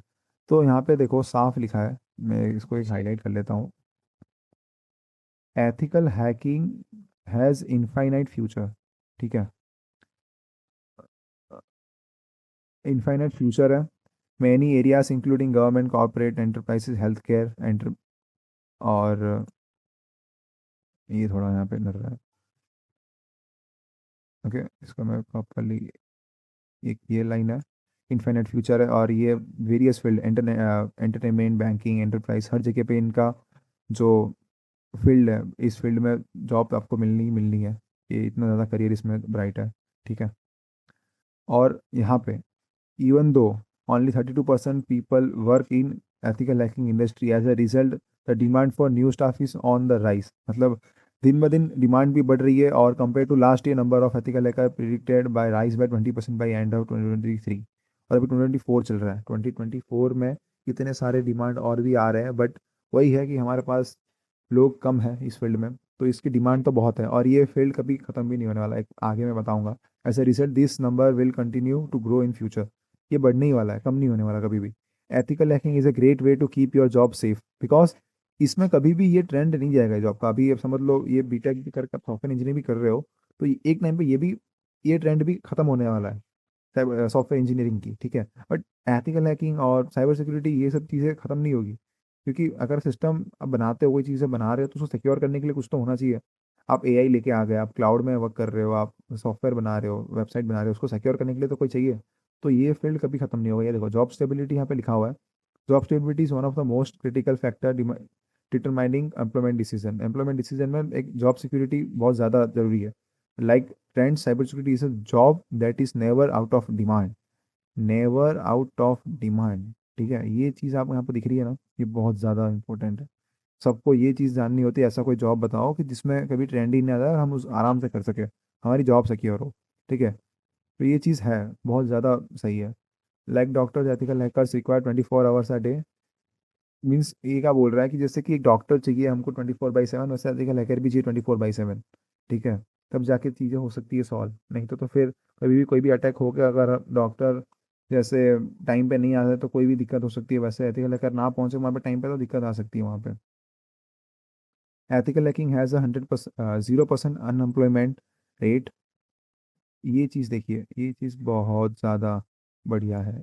0% अनएम्प्लॉयमेंट रेट, अनएम्प्लॉयमेंट रेट बहुत कम है साइबर सिक्योरिटी में। वो फिर तब मैटर, ये चीज़ फ्लक्चुएट होगी। मीन्स ऐसा भी नहीं कि zero zero he percent, because अगर कभी मार्केट में बहुत ज़्यादा ही रेसेशन चल रहा हो तो साइबर सिक्योरिटी में भी थोड़ा, मतलब 0.1% या फिर बोल सकता हूँ 1% इम्पैक्ट पड़ता है, नहीं तो फिर इतना ज़्यादा इम्पैक्ट नहीं पड़ता। बाकी जॉब रोल्स को देखने जाओ तो, बाकी फील्ड्स में देखने जाओ तो। ठीक है, indicating that if you are pursue this field you are sure to end up with a job in hand. ठीक है, ये अगर फील्ड में आप जाते हो तो आपको हाथ में जॉब आना ही आना है, बट आप प्रॉपरली अगर स्टडीज़ करते हो, अच्छी कंपनी में आप, अगर आप अच्छी कंपनीज फाउंड करते हो तो आपको मिल ही जाएंगे। ठीक है, आपको बस नॉलेज होनी चाहिए प्रॉपर, तब आपको कहीं पे भी जॉब मिल सकती है।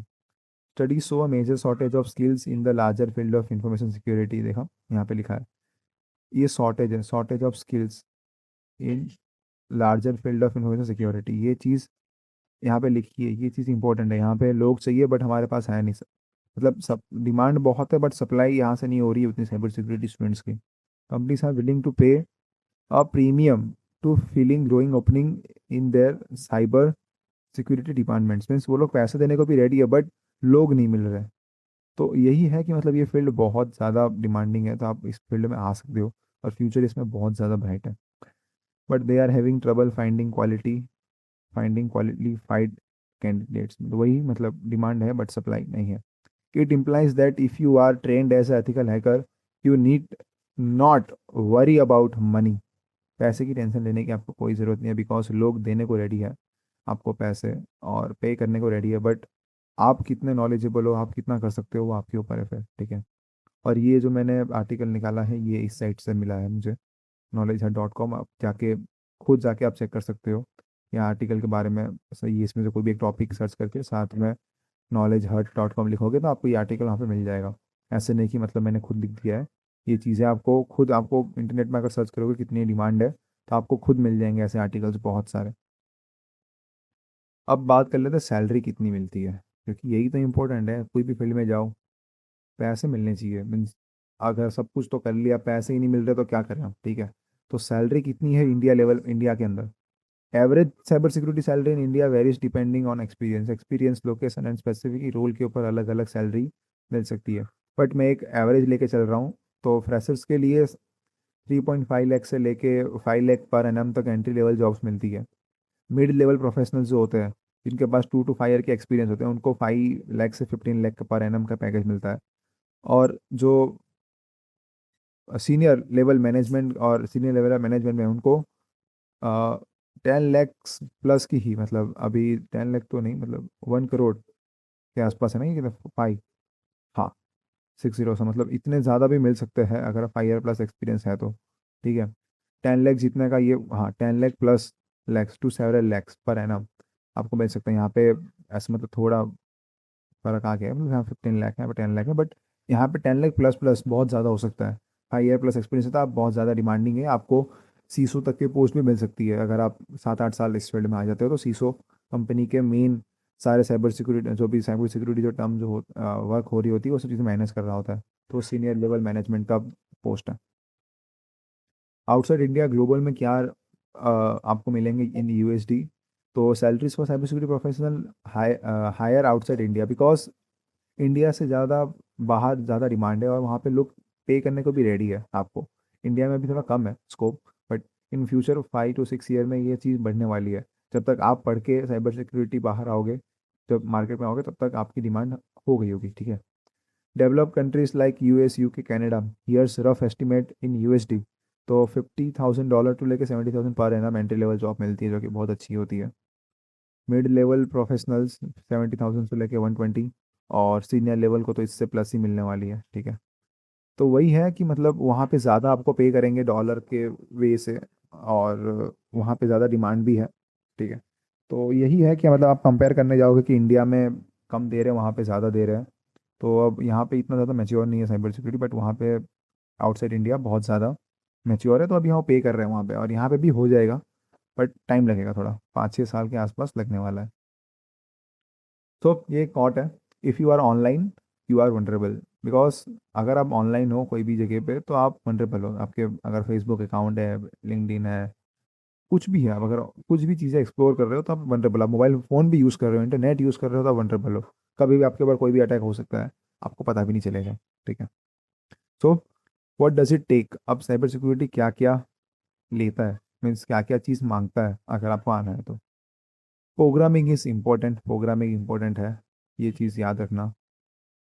Have hackers mindset, hackers mindset तो होना चाहिए, तब जाके तो आप हैकिंग कर सकते हो।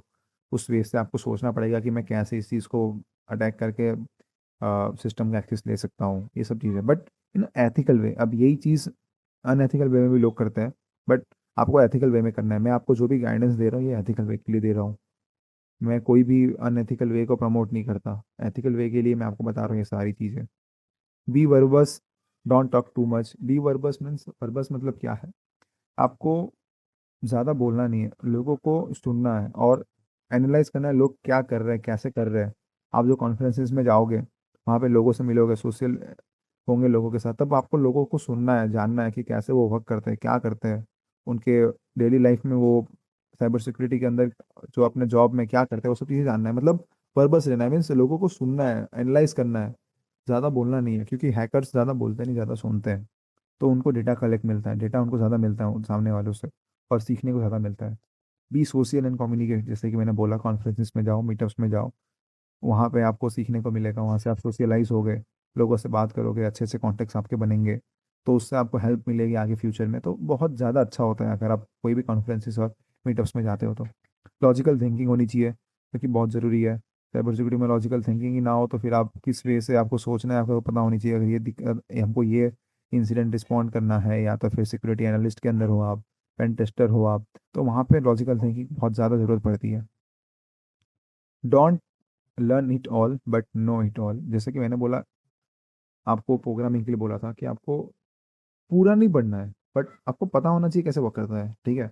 इन सब चीज़ें आपको डीप में पढ़नी ज़रूरी नहीं है।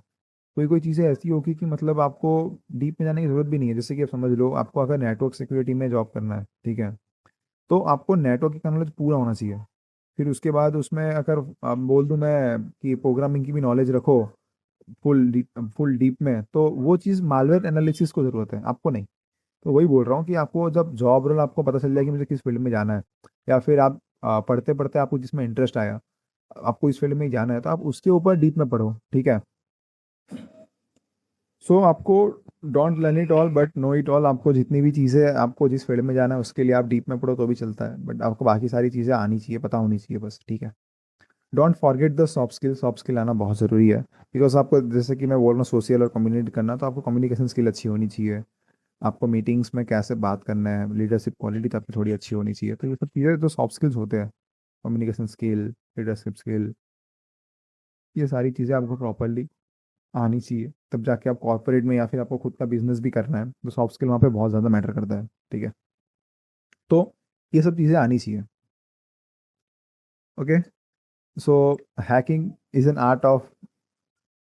Art practice through a creative mind. ये एक हैकिंग एक आर्ट है, और practice through a creative mind. आपको क्रिएटिव माइंड होगा तब जाके आप प्रैक्टिस करके आप इसको और अच्छे काम में कर सकते हो, ठीक है। तो हैकिंग में आपको मैंने जितना भी बताया, आपको सारी चीज़ें आपको मैंने गाइड दे दी कि कोई भी दिक्कत आपको इसमें नहीं आनी चाहिए। अभी तो मुझे जितना आपको मैंने बताया है, आपको अगर कोई भी दिक्कत और है तो आप मुझे ज़रूर नीचे कमेंट में बताना कि आपको इसमें से कौन से फील्ड के बारे में प्रॉपर और जानना है, और इसमें आपको किस चीज़ में डाउट है कि मैं क्या स्टार्ट करूँ, ऐसा कुछ। आपका अगर आपको अभी कोई और डाउट रह जाता है तो मैं आपको इसमें गाइड करूँगा। कमेंट सेक्शन में आप डालो तो वहाँ पे मैं गाइड कर सकता हूँ, तो मैं बता दूंगा, या तो फिर इसके ऊपर अलग अलग से वीडियो बना दूंगा। तो अभी तक के लिए मेरा इतना ही कहना था कि ये वीडियोस में इतना मैंने कवर कर दिया कि इस फील्ड के अंदर है क्या, क्या क्या कर सकते हो, कहाँ से स्टार्ट करेंगे, और क्या क्या जॉब ले सकते हो, और क्या चीज़ें आनी चाहिए, कहाँ से पढ़ सकते हो। ओवरऑल आपको सारी चीज़ों का मैंने आइडिया दे दिया। तो ये वीडियो में इतना तो मैंने बता ही दिया है कि अभी आपको कोई सेकंड वीडियो इसके बाद देखने की ज़रूरत नहीं है। हाँ, ये ज़रूर कह सकता हूँ कि मतलब वीडियो बहुत ज़्यादा लंबी हो गई, बट ये वीडियो अगर आप एक बार देख लेते हो तो आपको ये चीज़ का पता तो चल ही जाएगा कि मैं साइबर सिक्योरिटी में ऐसे ऐसे यहाँ से पढ़ सकता हूँ, इस तरीके से यहाँ से, इस प्लेटफॉर्म से पढ़ने को मुझे इजी पड़ने वाला है, ठीक है। तो ये वन शॉट वीडियो था, और सब कुछ आपको यहाँ पे मैंने कवर कर दिया है। अब इसके बाद आपको कोई भी यानी कोई क्वेश्चन हो या फिर कोई भी डाउट हो तो आप कमेंट में मुझे बताइए, मैं उसको ज़रूर सॉल्व करूँगा, ठीक है। सो यहाँ तक के लिए था हमारा video. Okay then, tata, bye bye, take care.